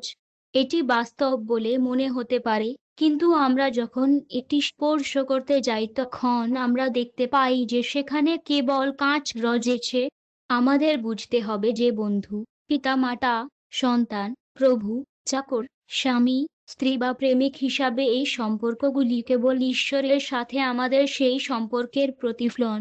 আমরা যখন বোঝার এই প্ল্যাটফর্মে আসি, তখন আমরা জ্ঞানে নিখুঁত। যখন সেই জ্ঞান আসে, আমরা বুঝতে শুরু করি যে আমরা কৃষ্ণের দাস এবং তাঁর সাথে আমাদের একটি চিরন্তন প্রেমের সম্পর্ক রয়েছে। এই প্রেমের সম্পর্কের মধ্যে পারিশ্রমিকের প্রশ্নই আসে না, তবে অবশ্যই পারিশ্রমিক আছে, এবং আমরা এখানে সেবা প্রদানের মাধ্যমে যা অর্জন করি তার চেয়ে যে অনেক বেশি। শ্রীকৃষ্ণের পারিশ্রমিকের কোনো সীমা নেই। এই প্রসঙ্গে বালি মহারাজের গল্প রয়েছে। একজন অত্যন্ত শক্তিশালী রাজা, যিনি বেশ কয়েকটি গ্রহ জয় করেছিলেন। স্বর্গীয় গ্রহের বাসিন্দারা তাদের রক্ষা করার জন্য পরমেশ্বর ভগবানের কাছে আবেদন করেছিল, কারণ তারা অসুর রাজা বালি মহারাজের দ্বারা জয়ী হয়েছিল। তাদের আবেদন শুনে শ্রীকৃষ্ণ একটি বামন ব্রাহ্মণ বালক রূপ ধারণ করে বালি মহারাজের কাছে গিয়ে বলেন, আমার প্রিয় রাজা, আমি আপনার কাছে কিছু চাই। আপনি একজন মহান রাজা এবং ব্রাহ্মণদের দান করার জন্য বিখ্যাত, তাই আপনি কি আমাকে কিছু দেবেন? বালি মহারাজা বলেন, তুমি যা চাও আমি তোমাকে তাই দেব। ছেলেটি বলল, আমি কেবল 3 ধাপে যতটুকু জমি কভার করতে পারি তা চাই। ওহো, এটাই কি সব? রাজা উত্তর দিলেন, এবং এত ছোট্ট জমি দিয়ে আপনি কি করবেন? যদিও এটি ছোট হতে পারে, এটি আমার জন্য যথেষ্ট হবে। ছেলেটি হাসল। বালি মহারাজ সম্মত হন, এবং বালক বা মন দুটি পদক্ষেপ নিজে সমগ্র বিশ্বকে ঢেকে দেন। তারপর তিনি বালি মহারাজকে জিজ্ঞাসা করলেন যে তিনি কোথায় তাঁর তৃতীয় পদক্ষেপ নিতে চলেছেন, এবং বালি মহারাজ বুঝতে পেরেছিলেন যে পরমেশ্বর ভগবান তাকে তাঁর অনুগ্রহ দেখাচ্ছেন। উত্তর দিলেন, আমার প্রভু, আমি এখন সবকিছু হারিয়েছি। আমার অন্য কোনো সম্পত্তি নেই, কিন্তু আমার মাথা আছে। আপনি কি খুব দয়া করে সেখানে পা দেবেন? ভগবান শ্রীকৃষ্ণ তখন বালি মহারাজের প্রতি অত্যন্ত প্রসন্ন হলেন, এবং তিনি জিজ্ঞাসা করলেন, আপনি আমার কাছ থেকে কি চান? আমি তোমার কাছ থেকে কিছু আশা করিনি, বলি মহারাজ বলেন, কিন্তু আমি বুঝতে পেরেছি যে আপনি আমার কাছ থেকে কিছু চেয়েছিলেন এবং এখন আমি আপনাকে সবকিছু দিয়েছি। হ্যাঁ, প্রভু বলেন, কিন্তু আমার পক্ষ থেকে তোমার জন্য কিছু আছে। আমি সর্বদা আপনার দরবারে আদেশবাহক সেবক হিসাবে থাকব। এইভাবে ভগবান বালি মহারাজের দ্বারজান হয়েছিলেন, এবং এটাই ছিল তাঁর প্রত্যাবর্তন। আমরা যদি প্রভুর কাছে কিছু নিবেদন করি, তা লক্ষ লক্ষ বার ফিরে দেওয়া সহজ, কিন্তু আমাদের এটা আশা করা উচিত নয়। প্রভু সর্বদা তাঁর বান্দার সেবা ফিরিয়ে দিতে আগ্রহী। যে মনে করে ভগবানের সেবাই আসলে তার কর্তব্য, সে জ্ঞানে সিদ্ধ এবং যোগের সিদ্ধি লাভ করেছে।